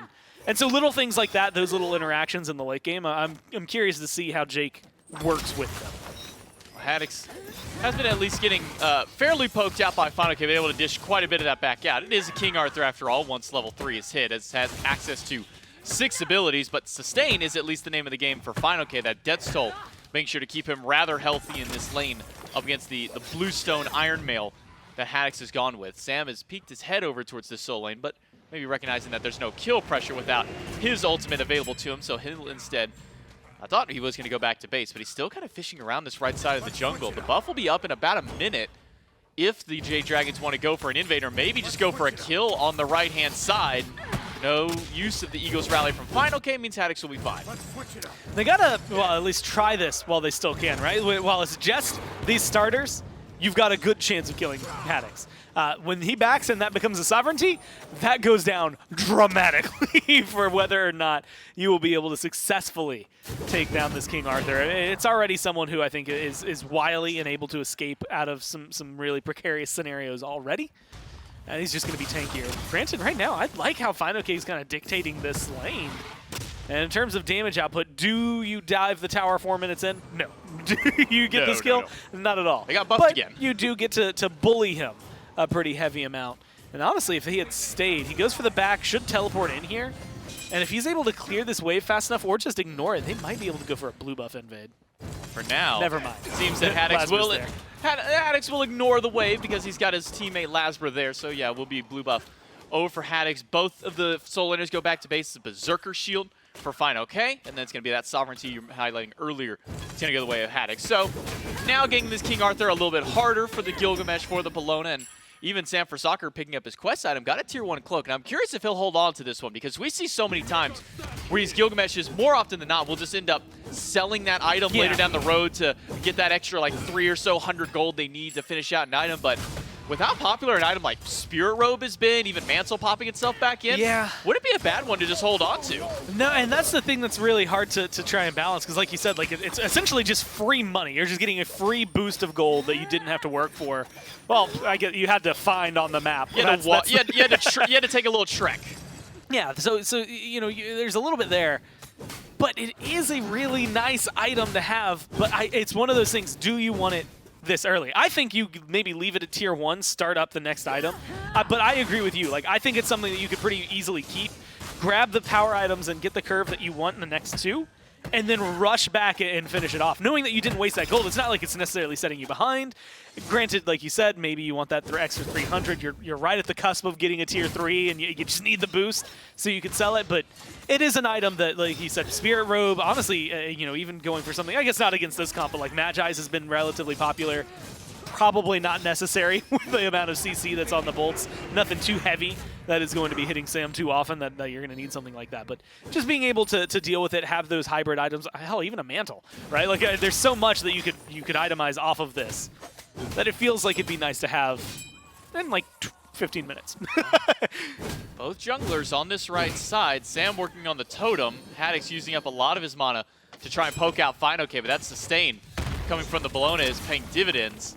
Final K will be able to secure the totem at the very least to get the Jade Dragons a little bit of an extra boost. Stepping uppercut in the mid lane. Nearly a perfect setup, but a little mistimed by Venenu to find the snipe onto Pagon, who will be able to dash himself away and back to safety. A good attempt by the bolts, but just a little off the mark. Look, all I'm saying, if that's a raw ult from Vin, it connects, right? Because timing differences is all that makes the change there. And part of it is that Spirit of the Nine Winds, not only does it have that wind up, but it also has the travel time during its ult. And so it's like, man, if it was thrown half a second, maybe just 1 second earlier, one part of it is going to connect. Whether it's the front, the middle, or the back, it's going to hit. And it's just that unfortunate timing. And it's the travel duration there for Vin that causes a little bit of trouble. Could be a kill, but that's the combo, right? I mean, that's going to be the easiest thing in the world. I'm going to punch them up in the air. When they come crashing down, hit them. It's Naja ult, but Kumba doesn't follow them, right? You just go up, make sure that they're there, hit the ult on the end. Or, you know, if your ult's not up, you drop a tornado down where they were just thrown up there, wait for it, hit the Zephyr. If he goes for a very similar build, then getting like the poly proc on that as well is going to be very easy. So you're going to be able to get a lot of damage off of that ult. And it's not the easiest thing in the world to beads, right? So you got to kind of predict it. You got to be prepared for it for the Dragons. And I think that's going to be some nice and maybe crucial setup for them throughout this game. Yeah, especially when, you know, the Kumba just blink big uppercuts instantly. There's not a whole lot of reaction time to be had there. You just have to maybe pre-predict the idea that Jake would want to even blink up against the mid laner. Score still 0-0 as we approach 8 minutes, but the Jade Dragons have been able to build themselves up about a 2,000 gold lead throughout all of this farm. They've just been getting the better end of the macro play across the map. We'll see if it can happen one more time. This time it does connect, and a little bit of extra damage at the end will be necessary, but Veneno at the end of the day does get the first blood on the Pagon. Look, and here's what I'm going to say. I don't think it's intentional, but that tornado still in a good spot where if that kill doesn't happen, Pagon gets hit by it, but the minions still walk through it, right? Is it such a small play that really doesn't matter in the grand scheme of everything else that just happened? Yes. Is it really nice to see that Vin's going to be able to do something like that? Yes. Haddocks drop kicked against the wall, fighting against 2. Does get some good damage and return fire back. The leap off the mark by Sam, and Haddocks will dash out of the wind to Shamash in the 2v1. Haddocks comes out on top. Mike rotating over, but Lasbra spots him out. And Haddocks will be fine. I honestly kind of can't believe it. He was so close to dead. It was right there. Unfortunately, having to drop the tower. Again, that buff to tower is a 9-5, even though they've been nerfed slightly since then. Still hit like a truck in the wrong moments. You can't stand other them as long as you used to. And even 9 minutes in as a Gilgamesh, it's a little too much to try and worry about. And so I think great play for Haddocks, and not going down there is gold stripped away from the Dragons, and you need every amount of that you can get for the Bolts. Now having that presence still available, you can at least fight a little stronger, showcases what, you know, the sovereignty can bring for him. And maybe that Sam has to start looking elsewhere, right? That's not going to be an easy kill to get. And even if you invest almost everything into getting it, it's not a guaranteed kill. So maybe looking over towards the left-hand lane, which, gonna be real with you, not gonna be an easy one either. Jingwei's super safe, so it maybe just is Vin. I mean, you get a good drop kick onto Kukulkan. He's not going anywhere really fast, so you should be able to chase that one down. But he's got Lasbra and Jake playing bodyguard. Oh, ultimate by Mike. It will pull Lasbra in, but Mike then eats the tornado from Veneno, and no further engage from the Dragons at the front end of the fight, maybe from the backside, where Final K will walk over, throw out the Scourge, but Lasbra will be able to dash himself on out, and the Olympus Bolts can reset from the engage of the Jade Dragons. Meanwhile, Barracuda able to steal away a purple buff. That's going to at least be a nice little boon to try and keep himself back in, because Panda Cat has been getting the better end of the duo lane. Level XP at least slightly in favor of Panda Cat. Yeah, being able to be just ever so in favor. And that's kind of the description of the Dragons right now, I think, as a whole. Like, the team is ever so slightly more in favor of this game. Everything has been going a little bit more their way, except for the first blood. And with the way things are and the way that they're controlling this is a very standard Dragons early.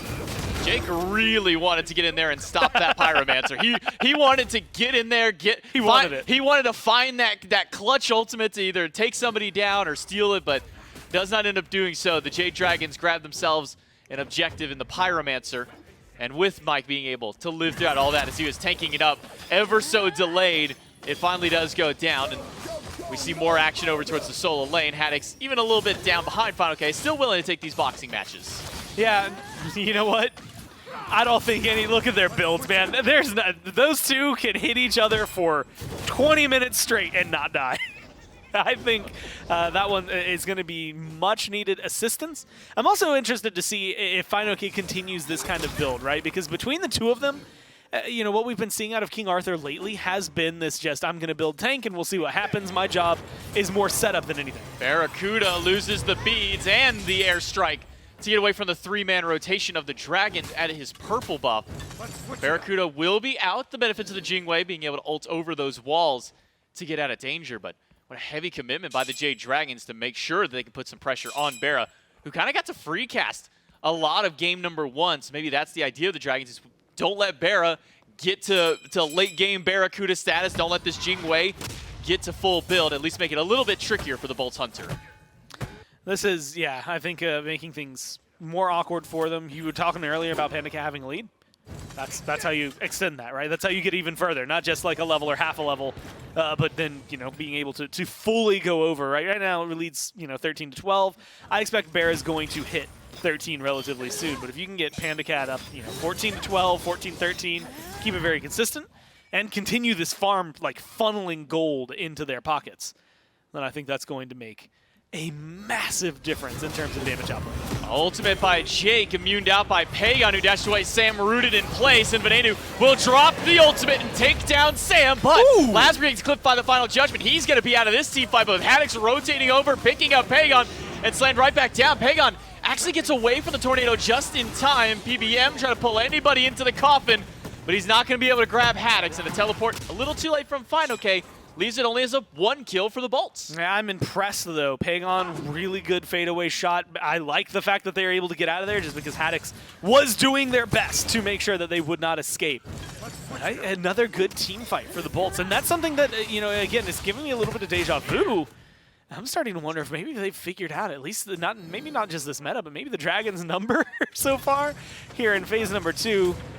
And they will have to play them twice overall this phase, so it's not like one set is all that it will take. But, I mean, this is impressive from them so far. The downside, J-Mac, is just that, you know, despite the fact that they're winning these fights, you know, you're still looking at level deficits in a lot of roles. You're 1 level down in solo, in mid, and in the duo lane.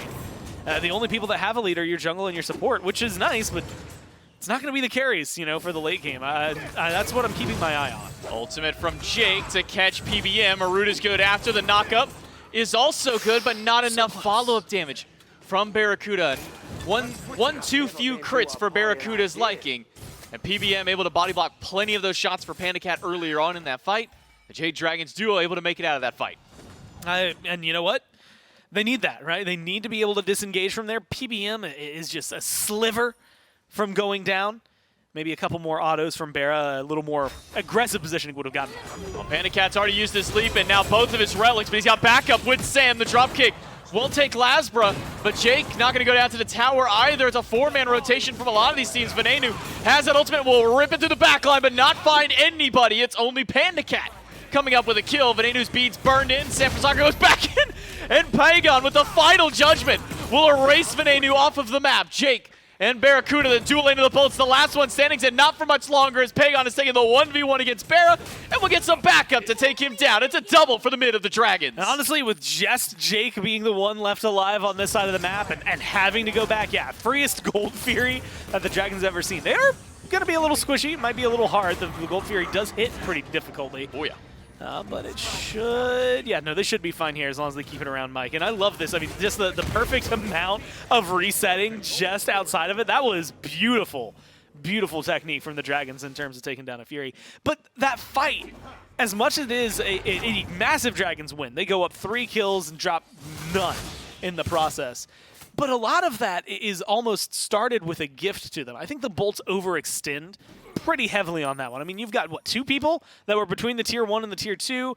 Jake was taking the tier 1 for a majority of that fight. A lot of damage being dealt to him and mispositioning for him, and that just gives the Dragons the advantage that they needed to. They collapse in on him. It's a very easy clamp down onto Lasbra, and then it's just chasing them down one by one after that, right? Everyone's pretty squishy. You don't have massive disengages. We were talking earlier about the beads and the ult being down from Barra, so like things like that, making it easier to continue the chase on the Bolts. And Vin, unfortunately, you know, you can hit really hard if your abilities connect, but the ult goes a little wide there. We don't get to see too much damage and retaliation. And then, unfortunately, as a Kukul Khan, you will always know this, you're not getting out of there very fast. It's either kill him or really, really disengage early. And so, unfortunately, that just gives a really, really wide opening for the Dragons to just tear them apart. Haddocks now facing off against 3 Jade Dragons and a Trebuchet, and Emperor's Armor picked up by Sam to really help with some of these earlier pushes. That tier 1 tower may not stand much longer, but Laz and Jake are on the way to slow down this push from the Dragons. Jake will just find Mike with the root and a Mez onto 2. Haddocks doing his best to keep this Trebuchet from getting into the tower, from doing any more damage to it, but that tier 1 will not stand any longer. The Trebuchet comes up with the final hit. The Olympus Bolts now on the back foot in their own solo lane. Still 3 Dragons standing by. I like watching the Trebuchet siege. It's just fun to watch, especially in a moment like this. Look, you've got 2 tanks. They can whittle it down. And I'm actually kind of surprised maybe they're not getting aggressive on it. They're following up. Pyromancer may be threatened by the Dragons here, so you have to show presence, but you don't want that thing to continue pushing. I mean, even though it's low on health, it will do some good damage to that tier 2. It will. Pyromancer started by the Dragons, but now there's more than just Jake nearby, namely Venenu And Haddocks, who finds Pagon on the back line, gets the beads away from the Thoth, but Pagon can find a dash path right back out, turns around to root out one. Venenu now without beads fighting the other solo laner. Fine, okay. Level 17 on the Bologna, bullying out Venenu and pushing him under the tier 1 tower. No one goes down just yet, but pressure to the name of the Dragons. Yeah, honestly, the Dragons are just playing this incredibly well. Look, the Trebuchet's getting some easy damage. It finally gets taken down, but it got some good damage on the tier 2.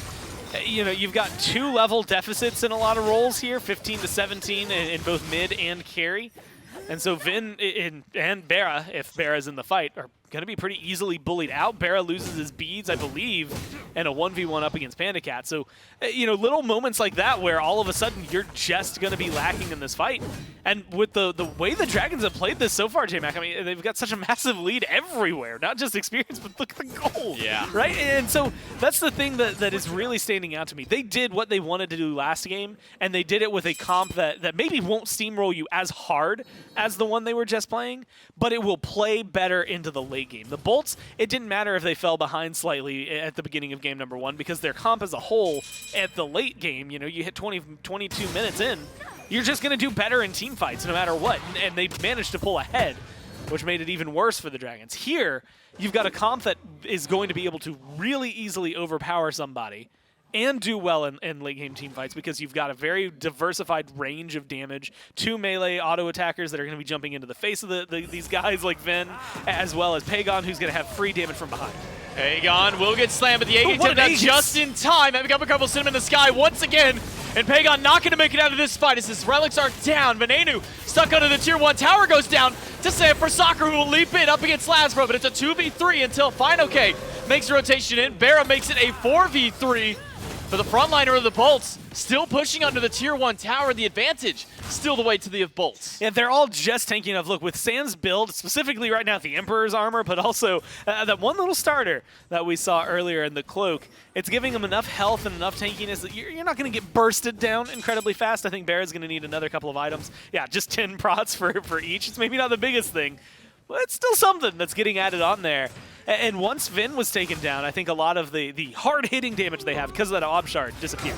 Olympus Bolts get the Pyro. Sam jumps out. And Fine-OK will make sure to repel the Bolts from going any further into the Dragons' territory. Now, that 6,000 gold lead the Dragons had just moments ago has been alleviated down to only about 4,200 now for the Olympus Bolts, and that experience has spiked its way back down, so closing up some of those gaps. But Pagon essentially didn't get to really play that fight. He gets picked up by Haddocks, slammed down, Aegis. As soon as he gets out of one ult, now he's thrown back in the sky just to fall down into even more damage. I think the only thing more obnoxious that would have made it worse if there was like a Naja or a Heimdall waiting for a third one to just really keep him out of a fight. Oh god, can we make a whole team comp of just that now? Of people who can just knock you up and take you out? That's well, are we doing just ultimates? Just ultimates. I want to say sense. Probably. Well, because King Arthur takes you up and technically out. Naja, Kumba, the guy you just said, Heimdall, and there's got to be another. I mean, Finrear ult's kind of like that, if you want to look at it that way. Probably. I'm blanking. There's so many gods, man. We are at 120 gods in the game now. It's sometimes hard to keep track of all of them. But now we do see with Sam's build, you know, getting those free items earlier on. We mentioned the cloak. He actually got tier 1 Morningstar as his second item for the second portion of his quest. And he's upgraded that one. It's now sitting at a Heartseeker. So a bit of Bruiser in his build. And I say a bit just because he's got cloak and Emperor's armor. So he's got some defense, but still opting towards quite a bit of damage. Yeah, should be able to hit pretty hard throughout all this with the Hydras in there as well. I mean, this guy's going to be a drop kick killing machine, and I'm really excited to see what he can do with it because, for the most part, the last couple of engagements, they've been getting onto Vin pretty consistently. And I think Vin is almost essential. Lazbra has been, more quiet this game. Decent damage, not really trailing behind. Is pretty much right tied with where Sam is. But hasn't been like as explosive as maybe you want to see from the Nemesis. Oni Fury pulled by the Dragon, stopped by the Bolts, and Mez just off the mark by Jake. PBM will be fine, okay. The only one who ate any real poke on the side of the Jade Dragons, but everybody will disband themselves away from the Fury, maybe a little too risky for either team to make a pull like that. And in game number 1, that was the turning point for the Jade Dragons, or I should say the turning point in favor of the Bolts was the Dragons went for maybe a not so necessary, slightly risky Gold Fury, lost the fight, then lost the Fury, and from that point on, the Olympus Bolts had complete control of the game. Jake. Okay, yeah, I wanted to make sure he got out of there before I decided, because now that I'm looking at it, and it's more the pace of this game, you can feel the Dragons want to fight. The Dragons are looking for more. They're trying to control the map, and that's going to be your Oni Furies, Pyromancers, maybe going in for a Fire Giant, although risky when the bolts are up. They're at a point right now where it is, uncomfortable for them. Because if you, like you said, pressure this Fury and you don't win the fight, then the bolts are right back in this. But the longer it goes, the better the bolts composition is going to play into you. Jake gets stunned as soon as he blinks into the back line, and he'll be able to find some way out. Panda Cat down to about a quarter HP. Pagon down to nothing. He is erased off the map. Haddocks, credit to the kill, and now Venenu's the one in danger, surrounded by 2 warriors. He will fall down. It's a 1-for-1 trade so far, and Jake doing his best to try and zone these 2 warriors away from the rest of his team, and they will be good to do so. Yeah, mid for mid, maybe a toss-up. I want to say maybe a little more worthwhile for the bolts, just because Pagon's got 2 levels on Vin, and it's maybe worth a little bit more gold, but relics in favor of the bolts. Not by a lot. They only come out of there with 4 still alive, but just both relics for Bera that are going to be available. Feels like a win, considering now Pagon and Panda Cat are going to be in a little bit more trouble. They need backup. They need more. I don't understand if Haddocks and Jake realize that nobody is coming here for them. No, they don't. They don't really. They don't really do a whole lot of damage. And now with Panda Cat showing up, the bolts definitely are at a DPS disadvantage in this case. Tier 1 tower goes down in mid lane as Haddocks and Jake have to sit by and watch as it falls. Lasbra does proc over to level 20 during all this, so can go back and finally upgrade his starter item. But the pacing of this game started by the Jade Dragons from minute 1. They've been able to hold on to that gas pedal, still sitting only around that 4,500 compared to what they had moments before that. It was sitting up over at that 6K. Starting to approach, 6K. Nearly 7,000, but at least for now, the Olympus Bolts have been able to slow down the Dragons, and that axe toss stops Lasbra in his tracks. Well, and that's where the Bolts' big advantage comes in, right? They've still got a minute left on Beads and Aegis for Pagon and Panda Cat, so that's a huge opening in the carries on the Dragons that they can exploit and maybe take advantage of. But it's 25 minutes in, and the longer this goes, we're talking about a gold advantage. You see a tier 1 difference right now between Pagon and Vin. You're not getting a majority of that. In fact, most of it's maybe going into Sam, and that's just because of his quests. It's not really for anything else. So there's a lot that the Dragons have had an advantage for 25 full minutes that's going to disappear if they can't get the ball rolling. This Pyromancer, that Oni Fury over there, should be very easy objectives for them, but the bolts have been just present enough. You're getting a lot of work from Jake, a lot of work from Haddocks that's pushing enough of the Dragons back. Nothing's a guaranteed deal just yet. And now, we're looking towards Fire Giant fights, FG Pit, vision control. You have to keep eyes on wards, things like that. I think that the bolts have really managed to kind of sink their nails in this one. They're not going to fall any further behind. For now, the Jade Dragons starting up the Pyro. A few of the bolts standing by to slow this one down. The bolts, they got it. Do steal the Pyromancer away from the Jade Dragons. It's a nice infusion of gold back to the pockets of the bolts, but they don't want to stick around for the fight. They will gladly take this objective. They'll march themselves right back to their side of the map. But when you look at kind of the map stage so far, Gore, there's no tier 1 towers left for the Olympus Bolts. So if a fight goes south in one of these objectives in one of these lanes, they got to go a little bit further back to get out of there. Yeah, the line of scrimmage of comfort for them is a lot closer to their base. But honestly, I feel like it's okay when you're trying to retreat. Fire Giant started up by the Dragons. This is a bait through and through. Haddocks will take the bait for now. And into the back line so deep? Is one. Fine-OK trying to deal with Bera and Venenu, but it's Panda Cat in danger in the mid lane. The ultimate comes out from Pagon, but doesn't find a whole lot of value. Fine-OK, by the way, still wailing along the back line. He has backup with Sam for Soccer, but now with an ultimate coming out from Haddocks, it's Panda Cat in danger. Slammed down. One more hit is all that's needed, but it's not going to be enough. Venenu falls first in the fight. Lasbra now in the middle of 3, and somehow Panda Cat makes his way out. Lasbra will not. It's a double kill for Sam for Soccer. Haddocks able to dash himself on out, and a big heal from Mike will make sure that the Dragons can reset for the fire. Man, that worked. It was so good for the bolts, and then it all fell apart, man. It was so good. Vin's getting bullied, though. No one turns around. If you're going to let Fine-OK live back there that long, then you have to get something out of it. And it starts off, Pagon misses the ult. PBM, not able to connect, not able to pull people in. Feels amazing for them. And then Panda Cat gets away once, and then he gets away twice, and then he's out of the fight, stays alive, comes back. They've got an easy numbers advantage, but Vin goes down, Lasber goes down, and you lose out on a lot of relics. Barra just doesn't seem to have the damage right now to step up. The Bolts need a miracle steal, a miracle play to get the Spire Giant away. Pagon used the beads and dashes out. The epic uppercut does hit Panda Cat, but once again, it's Salmon Fine in the backline, taking Barracuda out of the fight while the rest of the Dragons have dealt with Haddocks. That's 2 down, and awesome Jake all the way back to the depths of the Tier 2. The Jade Dragons have once again pushed the Bolts from the objective. Yeah, I think, look, I like seeing Jake and Haddocks, lead the way, try to disrupt whatever they can. I don't know if I like it so much that I'm okay with them leaving their carries out to dry. I mean, Barra and Vin were contending for themselves. Barra completely by himself that time around. Vin at least had a little bit of assistance when Fino-K dove. But I mean, Sam, it's that half hybrid build, right? Having that Emperor's armor is giving you enough tankiness to get back there. You've got the Shoguns now, plus the Spirit Robe, plus the Sovereignty picked up for Fino-K, so it's very easy to just saunter your way to the back line. Barra's not been hitting hard enough, doesn't have as much pin maybe in this build as he would like. The crits, the numbers haven't been big enough. And so despite the fact that it's 2v1, 2v3 over there in favor of the Bolts for some of those deep dives, Fino-K just kind of shrugged it off and didn't care. Jake is a little deep, and the fight just crumbles for the Bolts each time. Again, one that started in their favor, and I think could have been in their favor, but it has fallen apart. Now with the FG buff on their side, even though it's not enhanced, you had mentioned it earlier, it's only Tier 2s at this point that you need to knock down. That's a lot of gold. Was that 4,500 gold that's just on the map, still available for the Bolts to be able to push forward in, not including all of these other neutral objectives that you can pick up. Just the jungle camps you can steal away, but a nice little Oni Fury to go into your pocket. This is going to be a very, very comfortable power play for the Dragons.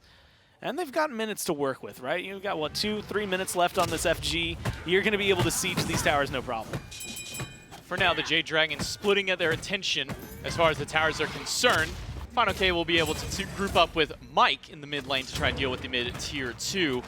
Meanwhile, over on the left side of the map, the carries will take out one of those Tier 2 towers. Trebuchet finally goes down, and we do have an Emperor's Armor response out of Jake to try and answer to exactly what's been going on from Sam for Soccer, but when you're not in the Tier 2 tower, when you're not in tower range, that Emperor's Armor not going to do much to slow down the push of the Jade Dragons. Now a grouping on the left side of the map. 4 versus 3. Jake goes in and forces the coffin out of Mike. One good ult is there. Ooh, great ult! Pagon gets slammed by the Spirit of the 9 Winds. Gets the alternate timeline proc, but is that going to be enough for Pagon to find a way out? It seems so. Haddocks needs one hit to take him down and will do so. It's a 1-for-1 trade out. Mids are both out, but so is Barracuda. It's a double kill for Fino-K. Haddocks being bullied in the back line. Mike and Panda need one more hit to take him down, and Panda Cat will do so. And it's 3-for-1 for the Jade Dragons. An easy Phoenix knockdown from that point forward. Yeah, you just surge into the base. Lasbra, the damage, it has to be there between him and Jake, but 2v4, this is going to be difficult. Jake's going to have to find a lot of CC. Lasbra's going to need a lot of damage to stop this one. The Jade Dragons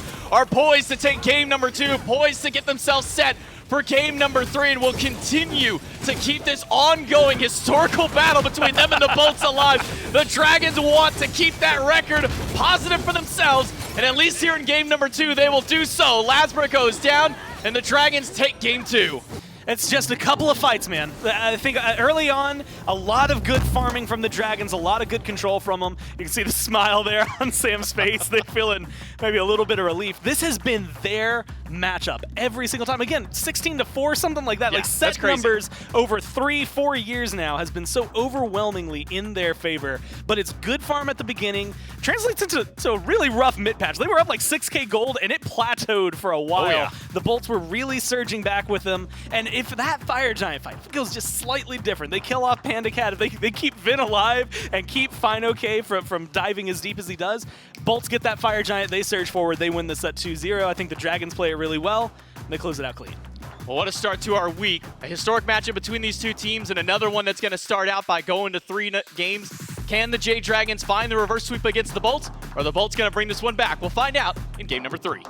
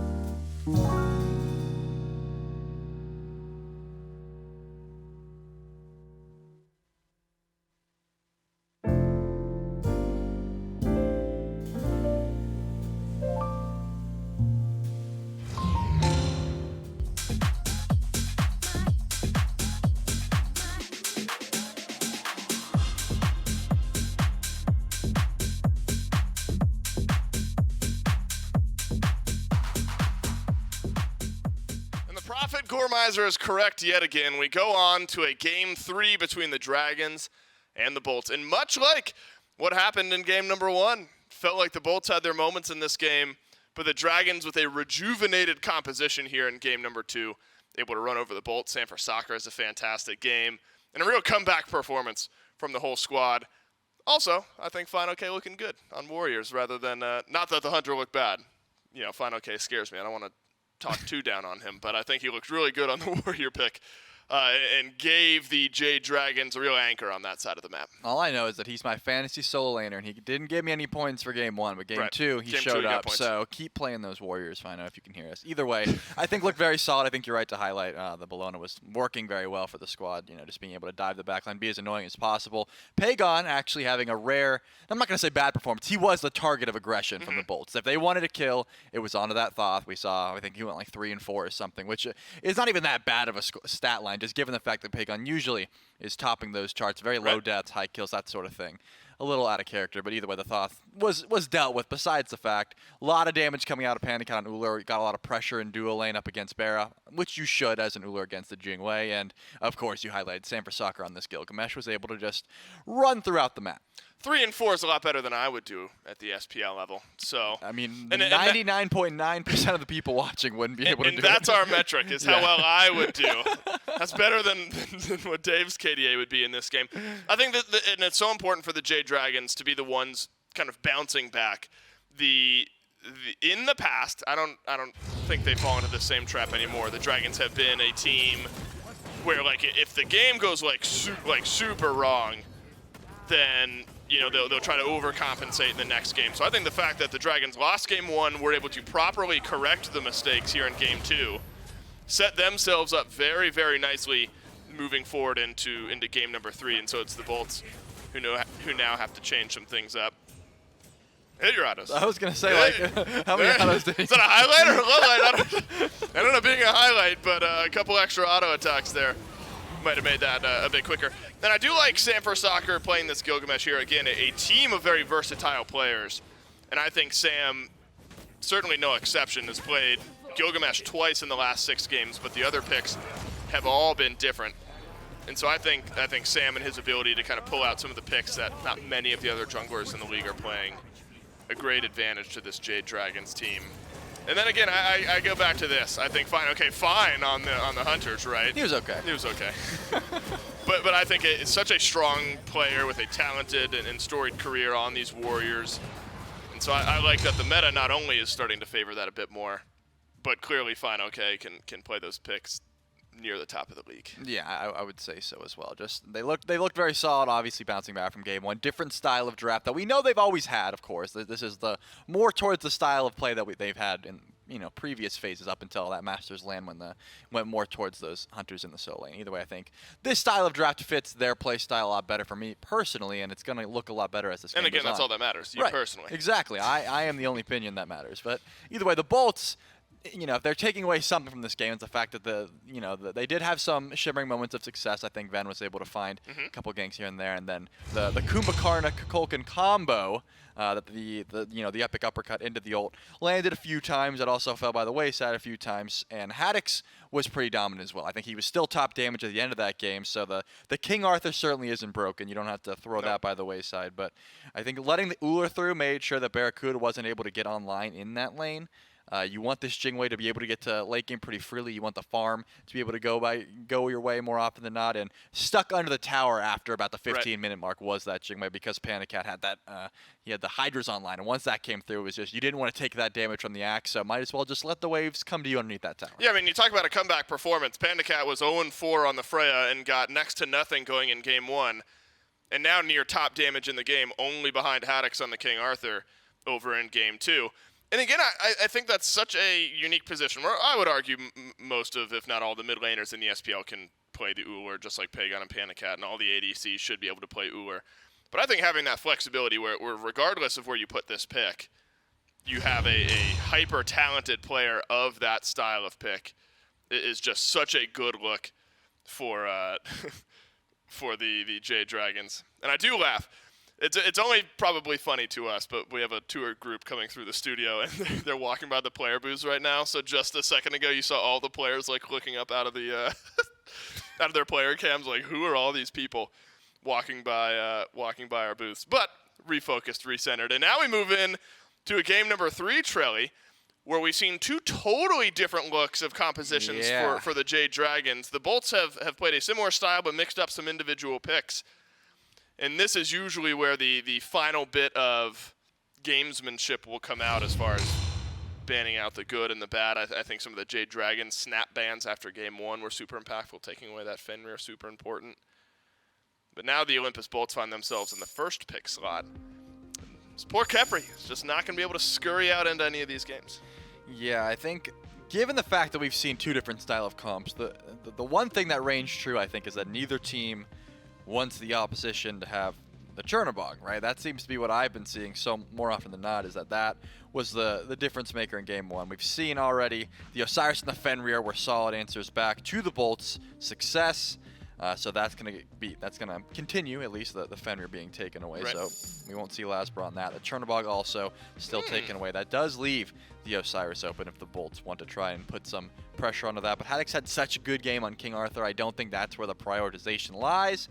You got to find pressure elsewhere because, again, the Cuckoo combo worked a little bit there with the big Spirit of the Nine Winds was able to connect, but not enough to really warrant running it back. The Osiris, however, has a 100% win rate, and that will just be the prioritization there. So locking that one in immediately. Remember, Lasbra did play it as well, so it's not just going to that solo lane, but given the fact that Haddocks has such a good game on it, was able to be so disruptive, and that was the biggest thing for me. It wasn't his damage, it wasn't the CC, it was just an annoyance in the backline, that tether making everyone do less damage, that sort of thing. I wonder if this is going to be now. I wonder if the trend of the weekend. You know, on the waiting room today, we did the big picks from week 1.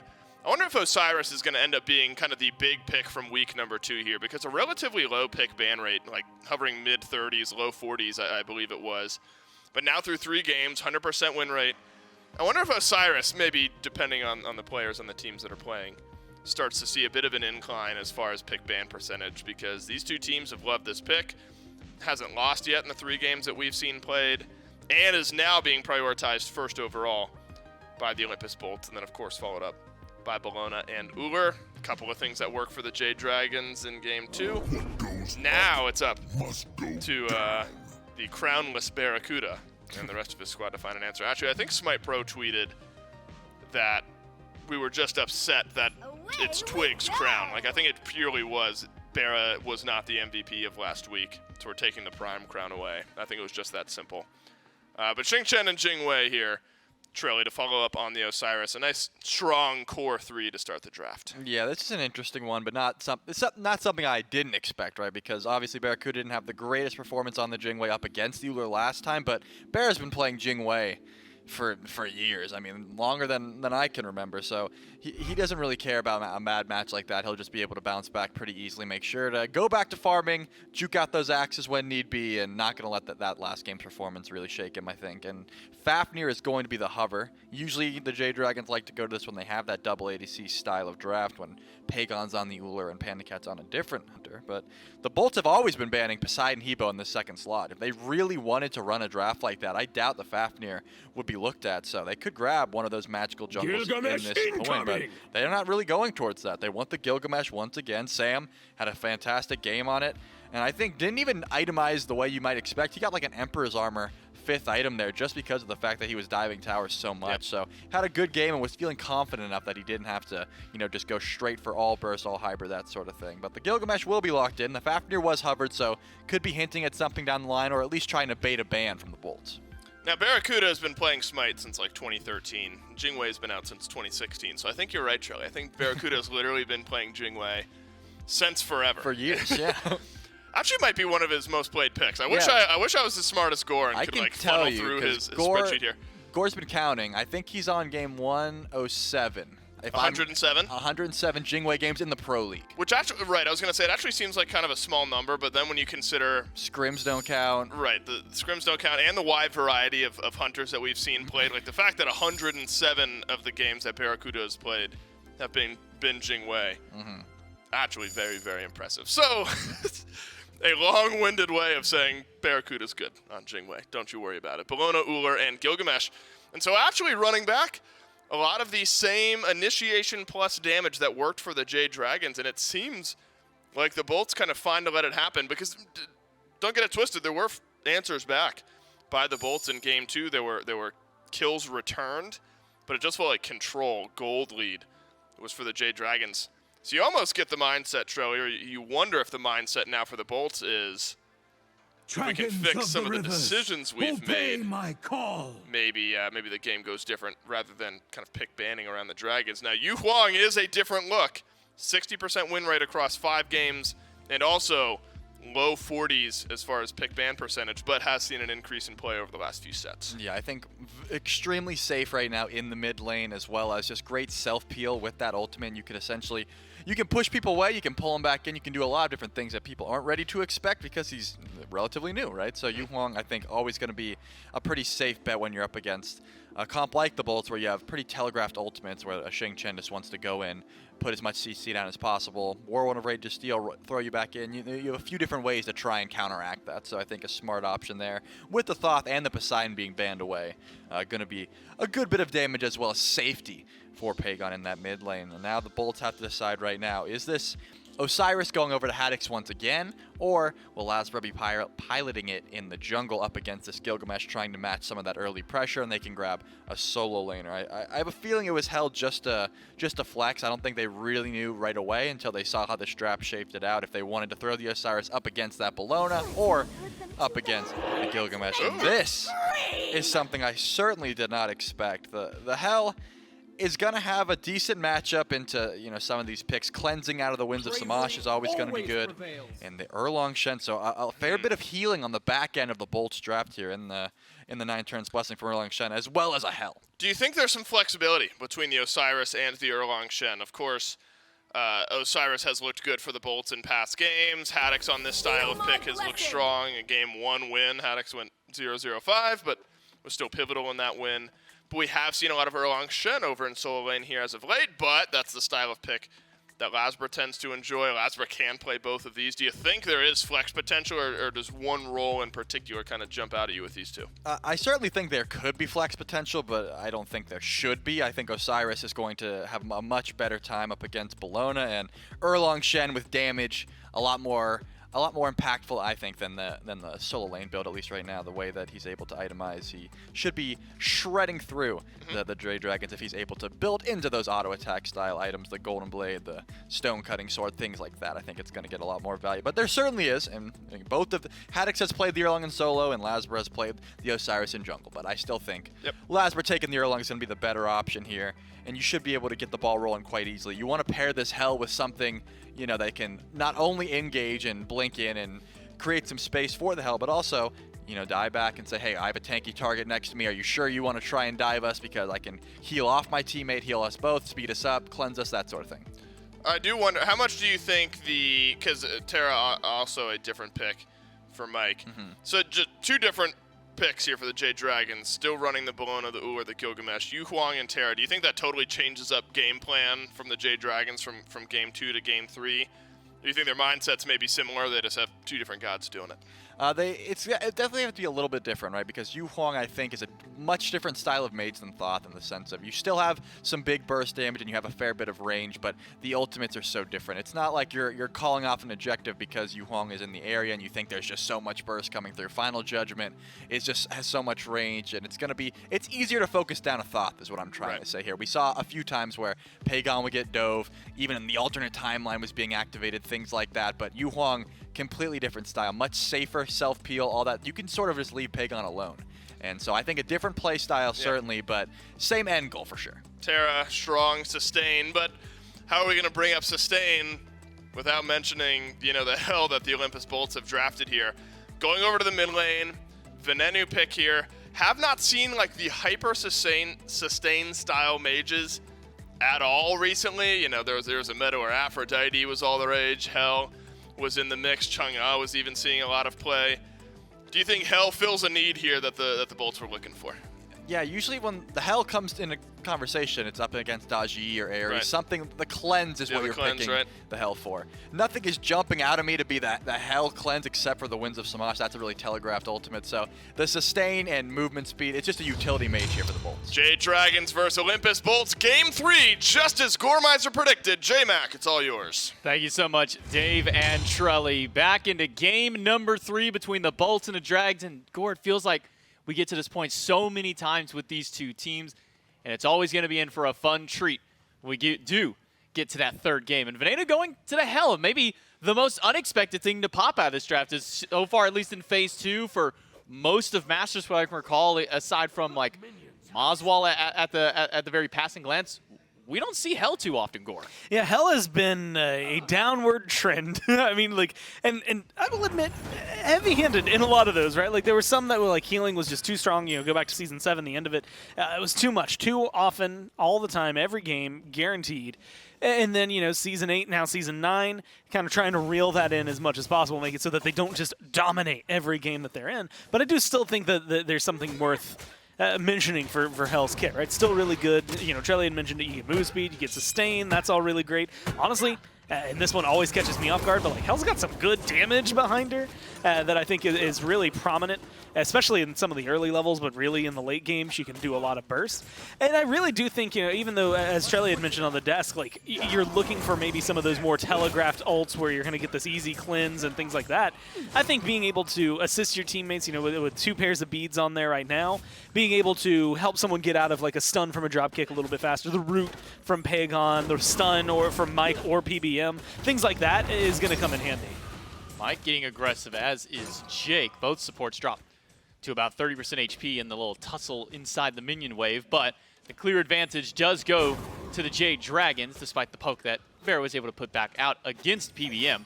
And I can expect to see probably a lot of this in dual lane unless Panic Cat can maybe find a stray axe toss on a low health target. Probably not too many blows, at least going to be fatal on the side of the dual lane of the map. Mid lane, I think, is where a lot of the action can be had, though. Yu Huang, as Mifflin talks a lot about, first 3-4 levels of the game, really where he shines. Then we kind of don't see a whole lot from him until we start getting towards that mid-late game. Yeah, I think his exact numbers, like you said, like first 3 and then like level 12 on. Like so like we'll see him a little while.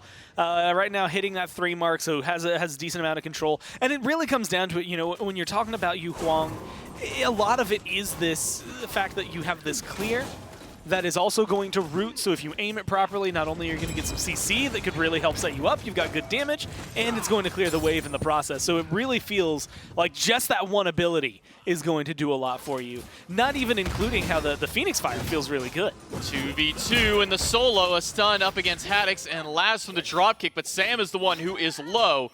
Luckily, FineOK able to zone away the other 2 warriors with 4 warriors fighting on the right side of the map. I mean, jokes aside from what Miff and I had yesterday, we were hearing all about how warriors aren't so great. We don't see them much anymore. Hunters are dominating everything. We got 4 of them fighting on the right side of the map, Gore. I'm also trying to think of the last game we saw without a warrior, like just like across all 10. Because I feel probably during Masters, right? Like it's not necessarily like so long ago, but it definitely feels like, and you know, some of it's the small buffs, right? There were a lot of nerfs to them going into 9.5. And then, what, Blackthorn, I want to say, got brought back up slightly, as well as the Berserker Shield, I think. Oh, no, Glad Shield. Sorry, other one. I was like, it was one of the 2 shields. It was the Glad Shield that got brought up. Again, not like crazy, but just a nice little bump back up to feel like they're prominent. And that's so far been enough to at least bring them back to the solo lane. Mike will get knocked up because he's got some of his walls out for now, but will still eat all of that damage regardless. He might have to go back to base and reset himself. Still holding on to his hog, by the way. Didn't use that on the initial buff. Will have that when the next spawn of it comes in, as that's where we've been seeing so many of the invades from these teams pop through, whether it be that second spawn of the purple or that third spawn. And that seems to be where a lot of these supports, if they are holding on to hog, are waiting to use that. Yeah, I'm always enjoying, like, that's the maybe the most interesting change I think 9.5 brought, was like the idea, like, yes, you're still going to get hog, but like you're not using it like immediately. Like, yeah, that first iteration of jungle camps, they ain't nothing. You can just go ahead, kill them off the old-fashioned way and save that. You know, if you want to go for an invade, that's going to be there. If you want to go for fast clear, that's going to be there. It's been very fun, I think, watching like the evolution of supports again. Like, you know, we got to talk to them a little bit on Wednesday and like where they're at. And while a lot of it is also like, hey, let's like make sure like if you get your relics off in the team fight and you die late game, that's kind of worthwhile for you, as long as you maybe also get your ult out there. But I think being able to see the other small plays, especially that like Jake and Mike have been making throughout this set, in 9.6, it has been very, very much a treat. Jake back on the Xing Shen. I was able to find some success, at least prior, for the Olympus Bolts. Barracuda on the Jing Wei once again, and starting off different once again in the build. We've been seeing kind of this dynamic change of the hunter builds. In some games, at one point, we had 5 hunters in the game and like 5 different build starts out of everything. Last time around, we were seeing the Death's Toll into Iqbal from these hunters. Now we're seeing Death's Toll into Lightblade for Barracuda. So, what, maybe going down kin size this early in the game? Yeah. That's, I mean, I guess you could also do like an early Aussie if you really wanted to. I'm not necessarily worried about it. I'm going to be honest with you. I did not expect Executioner. Like, of the 3 items that he could have done, that was actually going to be the last on my list. And it's only because, while it is good, I think, power-wise, I don't think you're going to get a lot of it as fast until later. Haddocks fighting the 2v1, but still holding on to ultimate. Will be fine. If anything, Salmon fine, just trying to establish some pressure in case blue is up, and it will be some time before that's available. Meanwhile, the Bolts can work on their Greater Scorpion, but now in a 3v3, Final K at least slows that one down. The wind's thrown out by Sam, and Lazarus is the one who's going to take the brunt of the damage, uses his ultimate to hopefully get a heal back in time. Is he going to get it back in time? No, he will not. It's PBM picking up the kill. Jake grabs 2, but there's no follow-up after that. Venenu does not have the damage to get anything off that kill. Yeah, I mean, hell, like I said, can do a lot, but maybe not anywhere near the amount you need here. Osiris, though, going in. What a good Lord of the Afterlife, but it might be too deep. Dragons from Pagon will make sure to zone Haddocks away from the fight, but Haddocks is still going. That Glad Shield paying off and getting a lot of damage. Sam is low, but the disarm is better by fine, but not going to be enough. Jake able to pick up the kill and make this a long 1-for-1 trade. And you know what? It's both jungles, so I think you end up balancing out there. It is first blood that goes over, but Mike is the one who gets the kill, so since it goes to both supports, technically Mike has that small advantage over where Jake is at right now, but I really like the fact that the Bolts fight forward, almost get a second kill there in mid.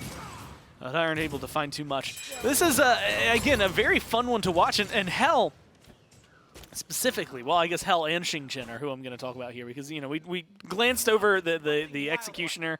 I think that's going to be something that comes up into big play later on in the game, but you've got the Chronos Pendant again for Jake. So he's got a little more damage and a little more cooldown going his way. And then you have a Book of Thoth being built up for Vin. So you're charging things up, you're doing your best to continue to continue stacking. And immediately, again, I'm not thinking of someone, like, first off, Hell loves the mana, A.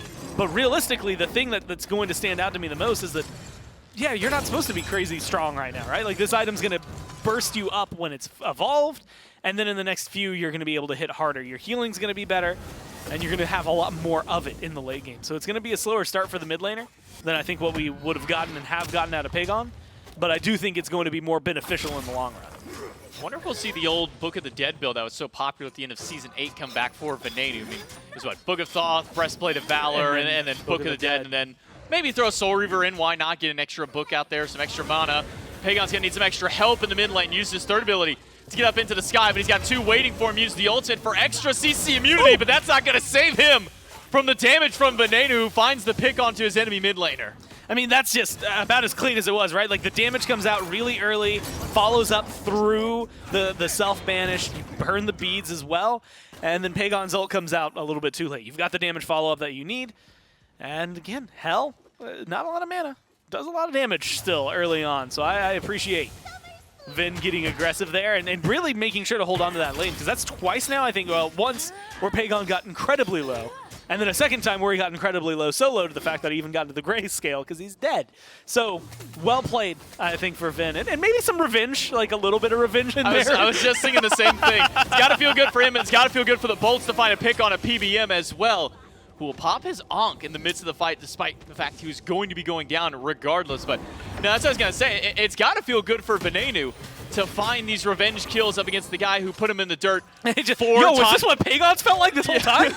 No wonder he loves doing this. He's got, it was what, 4 solo kills that Pagon got in the Masters seeding tournament up against just Venenu alone. So Venenu's got to be getting a nice little boost of confidence now. It's a lot of first bloods that he got on him too. I mean, that was a rough period for Vin. It was not a fun time to be a Venenu. It was not a fun time to be a Bolts fan up against the Dragons. Granted, that one bounces back and forth a little more lately, but it's never been a great matchup. This is like, you know, I feel like we don't have a ton of like just straight up like rivalry in Smite, but I feel like this is one, just because like the Dragons always seem to win. the Bolts always seem to lose, and I think that is creating pressure like between them themselves. Sam drop kicks the camp at Barracuda. PBM gets thrown back to Barracuda by the ultimate of Jake, but nothing more from there. The purple buff does get secured by the Olympus Bolts, so all that fighting for no kills, but at least a set of beads away from Sam for soccer during all of it. And I think that being able to burn Winds of Shamash, granted you get the 9 turns blessing for it, so it may be like balancing out a little more in favor of the Dragons in terms of like ult economy, but like a lot of beads are down on the Dragons. And with Jake, Lasbra, admittedly not as much, but like Vin having some slows, there's a good amount of CC the Bolts should be able to maybe capitalize off of and get some good damage out there because of. A lot of that, though, is going to be waiting for Jake and Lasbra and their ults. So, for now at least, not going to be going for the Book of the Dead build from Venenu, double stacking instead, went back after that last fight and bought an entire Warlock staff. Give himself a nice little boost of HP, and he'll be working on that one. Gold to buy. That's a lot of gold in hand. Let's add a little bit more now as the Olympus Bolts grab a Pyromancer. And I like this. Look, I like the fact, again, the pace of the game right now fits stacking items so well if you're willing to go for it, right? And I actually think that this is like a very fun, diverse mid build that we've been able to see for the last few times because you're able to build stacking if you want it. Like Baba Yaga still does it a little bit better than everybody because she does it faster. But other than that, like Kukul is in the meta. You've got Vin going for this build. It's going to be, again, a lot of health, a lot of mana, a good chunk of damage, and the capability to sustain and survive through a majority of the fights. Maybe not everything. They can still kill you. You're still a mage. But with the cleanse, with the healing, with the slow, with the damage, I think this hell is going to be something to reckon with. Definitely something to keep your eyes on through this game. And I was going to wonder how early are we going to see some extra anti-heal. We already saw the Cursed Ankh picked up by PBM to start the game out, and now a Divine Ruin by Pagon. So do more Divine Ruins. A lot of power coming from that first item, an extra little burst of movement speed. But now we finally started getting an answer to some of the sustain that Venenu can bring to the team. Yeah, anti-heal, a little bit of flat pins, some just good power on top of it as well. It's going to be an item that, like you said, should help deal with Vin, and more specifically help deal with the people around Vin as well. As Yu Huang, you know, especially your 1 is like the perfect size, being able to throw those flames out there to apply a Divine Ruin to like 2 or 3 people at a time. And it's on a low enough cooldown that you're going to be able to consistently reset that. So in the right scenario in a team fight, that's almost like a permanent 40% anti-heal. Well, an ultimate was used by Haddocks in the solo lane, but it doesn't seem there's going to be much from there. An ultimate from Barracuda in the left lane will be much better for the Jade Dragons, because now Sam can dive under the tier 1, gets the drop kick, but Sam will go down to the tower, that final bolt, dealing the last bit of damage, so it's a 1-for-1 trade, and maybe even worse, Venenu finds the cleanse, so doesn't get pushed by the Dragons from Pagon, and Jake rotating in will get 2 sets of purification beads right off the bat. And I love this, though, because look, they can continue searching forward. You got the root, you got a blink from Lasbra. Lasbra finds Panda Cat, who doesn't have his jump back yet, gets rooted out, and Lasbra credited to the kill, but a lot of damage returned back by Pagon with that fire, and awesome Jake will take up the tower, maybe at least just to get an extra kill onto Polar Bear. Mike Jake makes it out of the tower, but Pagon finds a massive root, a dunk down in on top of Venenu.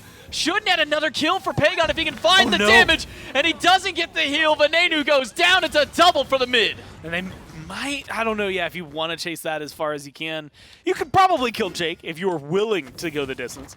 But you don't need to, right? I think that's a really good turnaround. You get some really high priority targets. The 3, well, what was 3-0, now 3-1 in hell. And Vin off the board for another 20 seconds. Lasber's still gone for 10, so you've got a little bit of free reign around the map. And you get those kills funneled onto the Yu Huang. Now, what was it? We were talking about it earlier.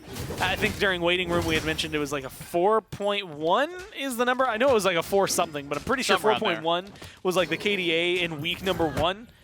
And that's so good to be able to come into this. I mean, it is a god that has been doing a lot of damage and finding a lot of control. And like I said, with the way his abilities work, it feels like, for the most part, you can choose 1 or 2 people in a fight, and they just won't ever get out of that Divine Ruin passive. Barracuda will be rooted out by the Monolith after, and now the axe is back up. Handicat should find this kill, and he will do so. Another kill for the Dragons and another death on the Hunter of the Bolts. Jake a little too late on the rotation to save his dual lane partner. Yeah, that's just That's just good timing. I don't know how much to highlight in that one. You get a root, you got a stun, and Barrett doesn't have beats for another 10 seconds. So that was a nice wide open window for the Dragons to get aggressive.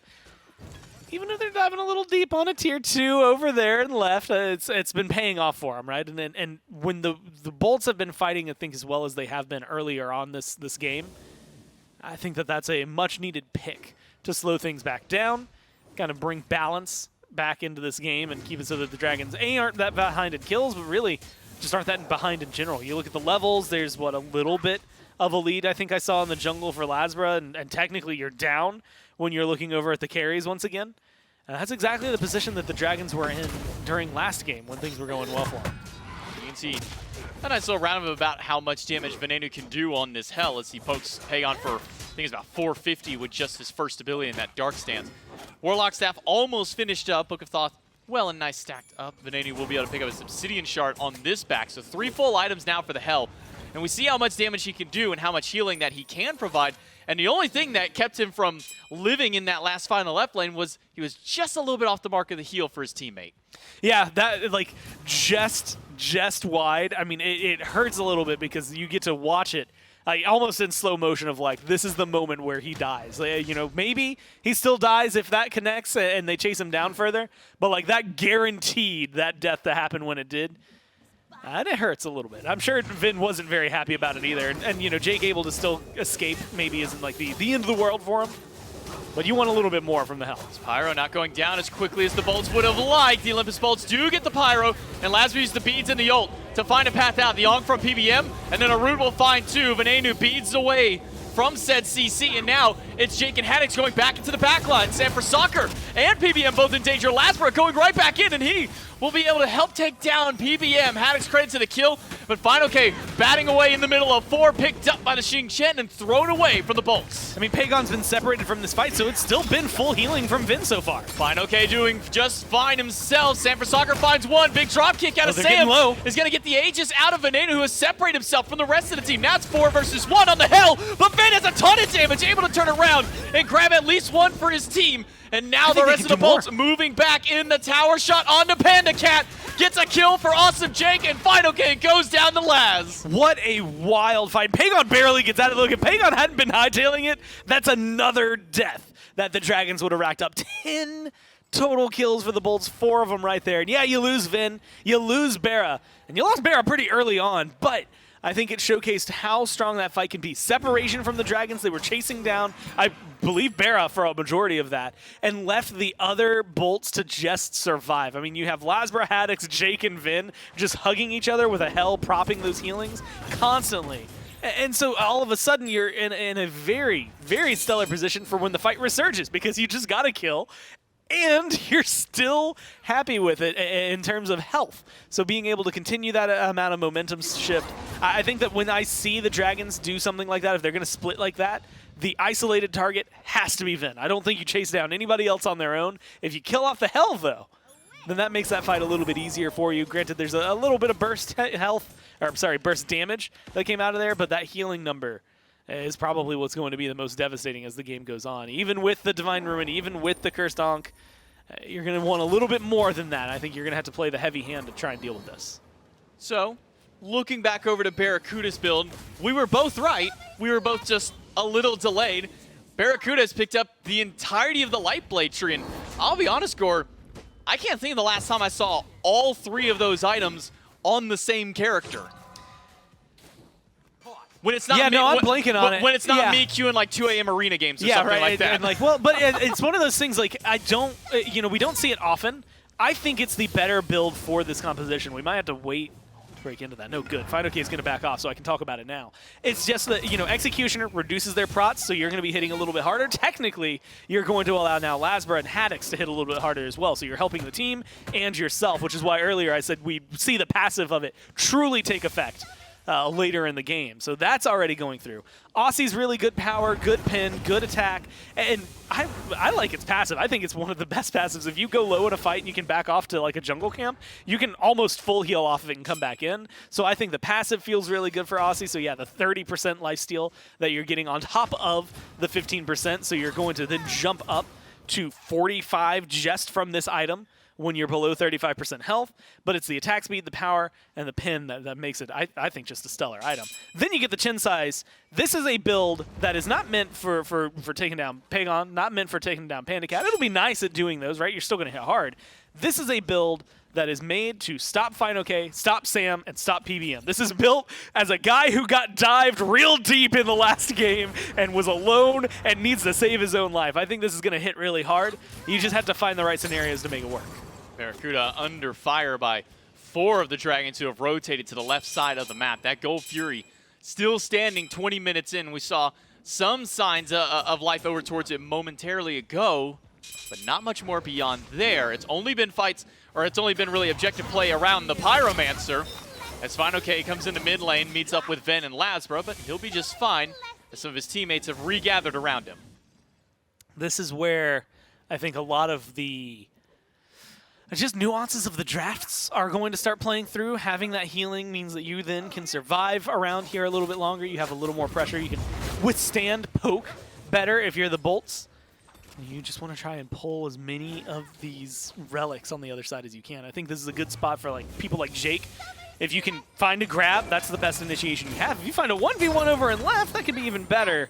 But I don't think we're going to see that either. Neither of the hunters risking it.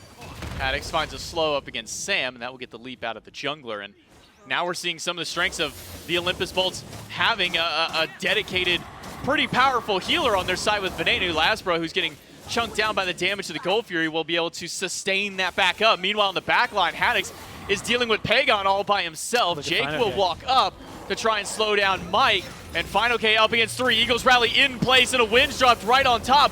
But Sam cannot find a way back into the fight. PBM is going to be forced back into the fight up against, but a good route coming out from Mike and Sam will hold the Olympus Bolts back for just a little while longer. But Mike is slowed down, rooted in place, and a drop kick not enough to save him. Venenu finds the first pick. I mean, you've just got good CC right now from the Bolts. They're going to continue going in. I thought Haddocks was going to fall back. The rest of the team, yeah, Gold Fury. It seems like it's going to be easy for you. TKOs on a couple of people. Jake even going to stop the backs and force them to be a little more uncomfortable. So staggered out for the Dragons. They're not going to be able to get here in time. And they're going to be able to scoop this up no problem. That's just, I don't even know where to start. Good CC chains. They don't even burn a lot of beads. It's just making the Dragons play carefully and play safe and making the frontliners feel awkward. FineOK is there, is waiting. Okay, when it gets low, I'll ult in. And then it gets too awkward to try and take that fight. And then you're surrounded by 4, and then all of a sudden you have to run away and you have to use your beads and you have to get out. And then Mike comes in for the save, things like that. It gets the stress and the anxieties pile up on them, and they just have to get out of that fight. And unfortunately, for Mike there, wasn't able to, and he ends up going down. That's just enough of a pick because of all the TKOs. But you get the 9 turns blessing. You've got everything from Xing Chen. You've got the slows from Haddocks, the ult from Haddocks, the chase down, the knock up, the slows from Vin and Barra, and all of that. I think plus the builds they have now with the Wind Demon completed means that we're finally starting to see the Bolts at the power level that this comp can be, and it only gets stronger. I think you only get better. And you're starting to see the responses, right? The brawlers that are coming out. I won't be surprised if we see, I guess Contagion's going to be on the list. You've got the Pestilence that technically can be on the list, things like that if you want to go more heavy-handed into it. But with just the 1 Cursed Ankh and the 1 Brawlers, the 1 Divine, it's a lot of work for the Dragons to try and nullify the impact of this hell. The Olympus Bolts group up in mid. They take down the Pyromancer moments ago and now have taken the Tier 1 tower. Awesome Jake once again going for this Emperor's Armor, and it's something that coming into 9.5, there was a lot of speculations on how popular this item would be. Is Emperor's Armor going to be meta? Is at least a soloer support on every team going to build it? We didn't see a whole lot of it, but just so far in this Sec War, we've now seen 3 or 4 of these get picked up. I can say almost with pride, I think I've seen more Emperor's Armor, I would argue at least 100% more, maybe more, Emperor's Armor this year than I've seen in the past 2, at least, maybe past 3. Lifetime of it. It's not been picked up too often. But like you said, it's just really good, right? 300 health, 60 prots, and then you can see the auras there that are going to help you siege towers down or protect your own, right? Your structures are going to attack faster. Their structures are going to attack slower. Yours get a 50% increase. Theirs get a 30% decrease. And so you're going to be able to, now as Jake, lead the way. And, you know, when you're looking at tier 1s, tier 2s, it's nice. Like, that's less damage that you personally, Jake, have to take when you're tanking them. But when you're going under Phoenixes, that's really where I think this is earning its keep, is just how much damage you're preventing yourself from taking there with them hacking even just slightly slower. You get a Fire Giant in there with an Emperor's Armor and a build like Barrett has, and theoretically, Phoenixes should be falling down. Granted, there's so many towers up that Phoenixes are on the horizon right now, but it is still a very big deal for some of those late game fights. I like how Haddocks just had a business as usual moment, you know, clearing out the minion wave, fighting against Final K, and then, or fighting against Sanford Soccer, and then Pagon shows up to drop kick into the wall, some damage, and Haddocks walks away. Both the enemies walk away. He goes, all right, what was the point of that? He goes back to base and now has his Death's Embrace, and Lasper and Haddocks, are these two going to do the Fire Giant by themselves? Tier 1 tower and right goes down. There are 2 dragons in the right lane. Panda is in the midst of the jungle. This Fire Giant is not doing a lot of damage back to Laz and Haddocks. They've been able to take this Fire Giant from right out under the Jade Dragon's noses. Jake will be up in the back line to at least keep Panda and Pagon at bay, but the bolts sneak a major objective. And honestly, that was such an amazing call. Because, one, I expected it to do at least a little more damage, or B, take a little less damage in the process. But sending those 2 was a really, really good priority for them. And by the time the rest of the team joins, you've got 3 people up at a tier 2 and right. If I'm the Dragons, I'm not thinking anyone's on the edge. Haddocks in the back line, half HP though. He's taking a lot of damage from this Phoenix. The Dragons are good out of Pagon to hold back the Olympus Bolts, but the healing from Veneno is keeping his team alive. Barracuda, 1 HP and no more. Panda Cat finds the snipe. And Lasbra getting burst out of the back. He can't find anything. Final K picks up the kill, and now it's Haddocks on the run. He got a lot of his health back, and he's going to need even more help from Veneno and the rest of the team to find his way out. I mean, with the chase, it's on. Look, Haddocks, I don't know if you're getting out of this one. Vin and Jake will. Might have to hold that call on Jake. Jake probably will, and I'm going to leave it there. Yeah, so he's going to be just far enough away. But you've got to talk about what a massive turnaround that is as an engagement and as it goes for the Dragons. Specifically, Fire Giant already there. You've got it on, what, 5 members strong. You're starting to push down this right side Phoenix. And this is where like maybe a conversation about like hubris has to come into it, right? Where it's just like, cool, you're sieging down, you go too far, and now you're dying, and now, oh no, you can't escape. Oh crap, we've lost our Fire Giant. Every advantage that you had in the last 30 seconds that felt great crumbles in front of the bolts. And now, I don't know, like, you know, what was that? I think there's still 4, maybe 5 towers standing for the bolts. That's not an easy spot if you're the Dragons to be able to just run forward, siege it all down, and win the game right here, even with the death timers where they're at. So I think you can find a lot of gold. You can still siege a lot of those objectives, maybe just not win. And it's really kicked open the door for them where most of the time it's been closed this set. Yeah, able to at least fight back of the Jade Dragons. They find 3 in the midst of that Phoenix defense up against the Olympus Bolts. And I think maybe hubris is a bit of it. I mean, Haddocks dives in the backline against 3, instantly starts getting melted. Barracuda, for some reason, under the Phoenix himself, gets caught out, almost dies, and then as soon as he lands, does die right after. Lasbra doing whatever he wants to try and get in there and find any kind of pick, but now that gold and XP doesn't really matter at this point through, but this 4,000 gold lead, that's only left now the Olympus Bolts, that massive spike down. And with all these towers on the map, the Jade Dragons have stripped so much extra gold to bring themselves back in. Tier 2 in left lane should go down. That will only leave the solo lane tower as Jake goes for the ult, but doesn't even find Final K with it. Yeah, and look, Final K didn't have beads, so that would have been a pull for sure, at least onto the Bologna. On anybody else, though, you burn the beads, so it's unfortunate that one ends up going a little too light.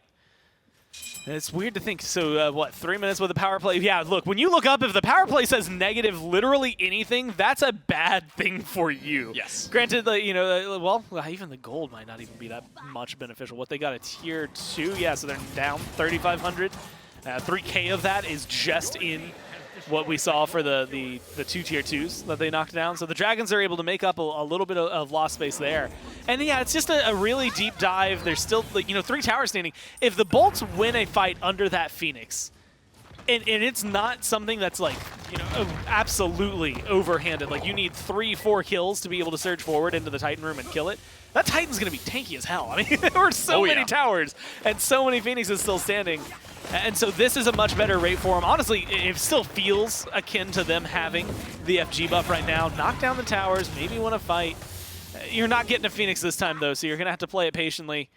Maybe steal some of those offerings. I wouldn't mind seeing a Trebuchet here for him. That might help in terms of giving him some pressure. They even have one over there on left, so they could potentially stack up 2, try to get those going, and then focus on the next FG fight. Well, with some of those offerings still standing, the Bolts can grab a couple of them. Lasbro grabbed 1, and then they only need 1 more that will be grabbed by Haddocks. So a second Trebuchet now spawned up, and I believe that one should go over to the mid lane. So a lot of pressure that could be put everywhere except the right side of the map by the Bolts. They will grab the Pyromancer as well, so some of that gold that the Dragons had bounced back has now gone back the way, at least of the Olympus Bolts. We can see that little incline back upwards, 6,500, but as we're approaching 30 minutes, that gold mattering a little bit less and less. So when these team fights now start to break out, because I imagine, Gore, the next one got to be around this Fire Giant, where's the pick that the Dragons can find to try and get themselves, back in this game fully? Yeah, I said it earlier, like, ideally, you're going to get the Hell isolated. That's going to be difficult. That's just going to be hard to do. Vin is playing with bodyguards. Vin's gone for at least, like a hybrid build is what I'll call it this time around, things that we've seen in the past that have had some prominence. But very specifically, being able to, like, those stacking items we had highlighted earlier on, giving a little bit more survivability and some of that mana, some more heals like that one. That just top them off. Then you've got the Ob Shard, you've got the Soul Reaver, so you're hitting really hard. You've got now a shield that's going to come up whenever you get really low, so you're feeling really sturdy, I think, if you're a Hell. And you're 5-2 and 5, so that's not anything to scoff at either. The Bolts, I think that it's just going to be difficult. Barra was the one that got burned down quickest last time around. And even though it's Jing Wei, I think that the way that they showcase their strengths on the Dragons, the burst they had, that's something that Barra, I think, needs to be really sincerely worried about. Haddocks and Jake at the front line. Fire Giant respawning in now.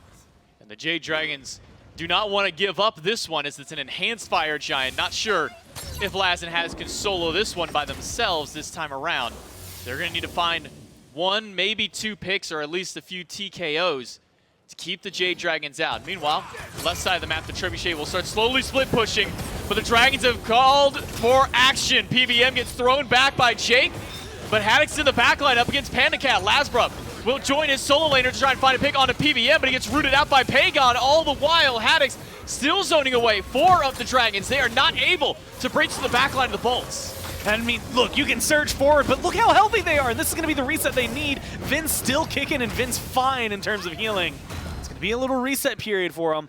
But, you got to look down, and I'm looking at item procs, things like that. And the only one that I really care about is that Book of the Dead for Vin, because that, like, not only do you have to burn through the Warlock's health that he is getting, but you have to then burn through that shield that is going to benefit from the Warlocks earlier in the build. Like, if you can kill Vin, it is going to crumble everywhere for the Bolts. But he's roughly untouched, still has both relics. That's going to be a big problem. Finds 2 with the ultimate. Pagon uses his 1 leap to get out, and he doesn't have the ult on the back burner. It's going to be both relics burned by the mage and should go down to Lasbro. First kill goes the way of the Olympus Bolts. Final K finds a massive Eagles rally, but he's getting shredded through. A lot of damage though from Sanford Soccer. Final K still battling through, but Jake picks him up, throws the 3 against the wall, and then takes down 2 right away. It's just the duo lane left of the Dragons, and Pandacat is putting in massive work. Yeah, you got to get some kill, right? You got to find something. Oh, and they're lucky to be able to. Lasbro should have died in that, but good CC. Oh, and just great peel from the rest of the team has been doing work. And it looks like left was pushing up. There was a Trebuchet over there not too long ago. It's disappeared, but the minions are putting in their effort. Same thing for mid. Well, same thing for Pandacat, putting in his work. Houston chasing down Jake. Not going to be able to find the kill here. This should be relatively free.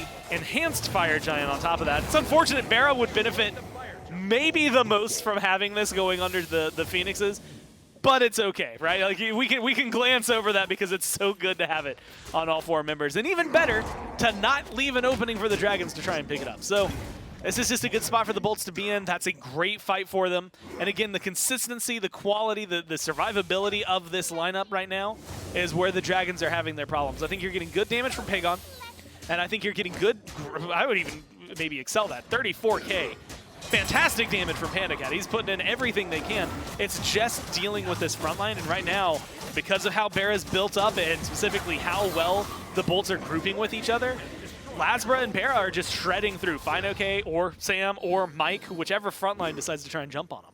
Yeah, it really does feel like whoever Barracuda targets during these fights is where the Bolts are kind of jumping on at that point. Jake at the end of that fight found a massive ultimate, grabbed 3 people. It killed FineOK during just the spin alone and set up for 2 more immediately after. Jade Dragons on the back foot now, 10K down, but with almost all builds finished up on the side of the Olympus Bolts. And taking a look over at Awesome Jake, a Gem of Isolation picked up as a final item, so a little bit more damage, but adding a bit of a slow to go with some of that dot damage is going to be really obnoxious. I mean, that's, first off, and this is something I forget about literally all the time, and I'm glad we covered it. I forget it has CCR on it, I wanted to mention that with the Book of the Dead as well, the CCR there. So a little bit, you know, more survivability, like you said, some power. The slow is going to be obnoxious. I mean, he's jumping on you, he's locking you down already.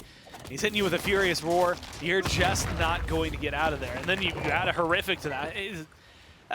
I think obnoxious is the only way to describe what Jake is going for here. Like, it's just going to be frustrating to be a Dragons player when he is jumping in there. And because of the Emperor's Armor from earlier, again, sieging Phoenix is like, this is going to be easy. Phoenix is taking a bit from earlier on from that Trebuchet, but it's not taking a whole lot right now. Mike does pop the Ankh, finds 4 with the Root, and Sam finds 3 with the Ultimate Zone. The Dragons come out from Pagon, but are not going to find anything but a push up against Jake. Barracuda low in the fight, but he's got Venenu by his sides, who should sustain right back up. So let's talk about why having 2 Ankhs against a healer that has been very prominent is great for you here. First off, 25k healing, and it is this exact reason.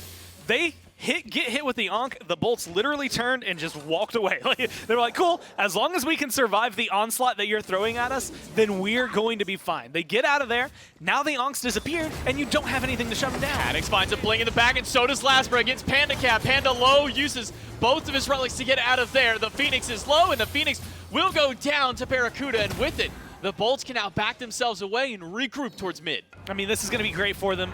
Being able to get the Phoenix has opened up a lot. Things are just falling apart. I mean, look, you've got an E-Staff picked up for Pagon, so you're getting a little bit of health, maybe some survivability. Is that a Midgardian mail for FineOK? Again, good against what Haddocks, Lasbra, and Barracuda are bringing. And being able to slow them down and their attack speed down while giving yourself some good health. Not often that I get to see a Midgardian mail, so I'm happy that that was brought up. But it's still not enough, right? I mean, you know, you're saving yourself here. Maybe if they hit you a couple of times, you're helping out for PandaCat or for Pagon, but we haven't had that counter punch just yet. I think the Dragons, though, 10 seconds left on that Ankh, this is where they're going to be able to survive. They can float around this Phoenix for a little bit. Even with an enhanced Fire Giant, the Bolts don't feel confident enough. I'm actually surprised to see them completely run away. But I think that around that timer for Mike, that's where the Dragons can find their wins. 15 seconds till Fire Giant falls off the waist of the Bolts, so they'll default to grabbing a Pyromancer on their way out. Nearly everybody fully slotted in their build. Barracuda just needs to get the glyph for his Deathbringer, and he'll be completely done. And then from there, it's power potions. I think I saw Venenu picked up an Elixir before that fight even started, so that's a huge burst of extra power for this hell. But there's just not enough anti-healers, not enough stopping power from the Dragons to really deter the Bolts just yet. I mean, PBM had a fantastic route in that last team fight. Sam found a great ultimate, and then what did the Bolts do? They all just backed away and stood by Venenu and said, hey, can I get a little bit of healing? Cool, we're back up, and this is why you're seeing a hell with like 30k player healing at this point. Yeah, it feels really good. I mean, it's only 28, J-Mac. Come on, so, hold on. I'm sorry, I overestimated how much healing you did. It's only going to be 30k in like 20 seconds. How about 2 minutes? Either way, yeah, no, it's devastating for him. Blink's about to come up for Haddocks. I'm looking at how like the next fight unfolds. A lot of deep vision for the Bolts. You can see it around Jake. The wards that are all around him right now are going to be able to catch the Dragons in their eye. Ults are going to be available, but likewise, beads are up on the other side. It's the double shell that is catching me. The Bolts, you know, both the dual lane having that has been good not only for Bera, but it's been good for Vin, and it's been good for allowing them to do exactly this play. Fire Giant, half HP. FineOK not here yet, but has teleported right back in. PBM taunted him, and down to half HP. Sam trying to slow this thing out, but Jake finds a few with the ultimate, throws back Mike into the waiting arms of the Bolts, and Pagon uses one form of safety to get away, but Lasbra has been able to finally deal a killing blow to PBM. And again, look at this. So you bought both shells, and yet you still have the Book of the Dead proc here for Vin, so you're feeling more than fine. You still got your beads, you still got your Aegis. I think the entirety of the Bolts here are more than happy to be able to pick this one up. And you still have 50 seconds without Mike on the other side. You should absolutely be looking to siege a Phoenix here in a couple of seconds. We'll see. I'm surprised they're even waiting for the minions. Got EFG, just go knock it down. Well, 35 seconds until Mike is back, and everybody but Lasbra from the Bolts on the right side of my, well, Lasbra will push up the mid lane, and this will force an awkward split from the Jade Dragons. With Barracuda here to the right, and all the healing in the world from Venenu, this Phoenix should go down without any contest, while Haddocks makes sure to push the carries back. No contest from the Jade Dragons to stop this right Phoenix. Mike's still got 15 seconds. That is plenty of time if Barra gets in there to deal the damage. They've got the minion wave, but it's a lot easier. You had mentioned it. It was kind of an awkward split before. Now you know where you need to defend. Jake does find Final K, throws him back to 3. A taunt back on a Final K, and he is gone. Barracuda gets the killing blow. The mid Phoenix is gone. Jake is still diving towards that back line, and now that Sam is behind everybody on the Bolts, it's going to force their attention to turn back towards him instead. Jake may just be the sacrificial lamb to keep the Dragons from continuing to push in, but Sam has dove right back in, finds a big drop kick, but immediately he got bursted as soon as he landed back in. Lasbra needs one more hit, will find it. Barracuda finds bigger crits. Lasbra gets the double, and Pagon rooted out. Should be a third one up for Lasbra. Triple kill for the jungler. It's only Mike left alive on the Jade Dragons. And the Olympus Bolts in 3 will take down the Jade Dragons. A triple kill for Lasbra, wanting that quadra, but he's not going to get it. He'll just take the dub for the team instead. Vin cheering for Barra taking the quadra kill away, and Lasbra looking at him like, come on, man. Like that immediate reaction of like, come on, why do you guys got to be like this? Just let me have it. Oh, but that one's just overwhelming in their favor. I like the Dragon's Call. Look, if you don't surge forward there, they're just going to knock down the left side Phoenix. You're going to have 2 things of Fire Waves. You might prolong the game, but you're not in a winning spot, and you're not going to be for a while. You've got to do something aggressive, and you got to be able to do it when you felt like you could press the advantage. A lot of relics are down. You know you have an opening. Mike's back, and the Onk's available. So you got to surge forward there, and it just goes wrong for him, right? It's a lot of good damage that comes out of Barra. It's a ton of damage that comes out of Lasbra, and I think that those 2 in tandem, plus the healing, it was just too much to try and overcome. And I'll admit, I even glanced over it throughout that entire game till the very end, but the 9 turns blessing healing on top of the Hell healing, gross. It was just too much. Like the Erlong wasn't going to die most of the time. Hell wasn't going to die most of the time. Barra got close, but he didn't die at the end, and that damage and that persistence, it was just too much. The Olympus Bolts, with that win, have now taken the set 2-1 over the Jade Dragons and be able to get themselves a nice little win in this rivalry. We'll take it over to the desk to close out the set. Not been easy for Olympus Bolts fans up to this point in this phase. Been a couple 3-game sets. It's been easy at the end of the sets because the Bolts are able to close things out now again in Game 3. But the ups and downs of this team, Trelia, have got to just stress Bolts fans out to the max. And I think this is actually a relatively clean set for the Bolts. The Jade Dragons just such a talented team. Counter push back in their moments. Sorry, the lightning strike behind me just got spooked. I'm looking at myself. Yeah, Barra with a crown on scared me. Lightning bolts behind me are going to really freak me out. Bolts really step up here in game number 3, right when they need to. And I think the adaptations from game 2 to game 3 to be able to bounce back, just such a good look for this squad. And really feels like a team effort. Barracuda dove on a little bit there in that game. The rest of the 4 members, though, of the Bolts, Trelly really stepped up. Yeah, I really think Lasbra was able to facilitate a lot for this roster. In this game, particularly, he was just all over, and it seemed like on the back of that, the Jade Dragons just simply did not have enough burst to deal with this healing. Anytime the fight was over, Ven was making sure the whole team was sustained up. I believe, looking at his KDA, I think Ven was a part of all but 1 kill this whole game, if I remember correctly. He had just a ton of assists at the end of that as well. So the Jade Dragons were right to say, hey, let's pop Onk and just all in, because if we don't, they're going to be full HP and we lose that fight 9 times out of 10. So they tried their best, but they just were not able to keep up with the raw amount of sustain that the Hell was providing for the squad. And Troy, I'll give you your due credit yet again here. You talked about wanting the Osiris in the soul lane because you feel like full damage Erlang Shen was just going to get it done, and Lasbra really did get it done there towards the end of that game. Gets his quad stolen, And I think really the icing on the cake is the casters throughout is Ven cheering for the quad getting stolen by Barrow, who's not even here in studio.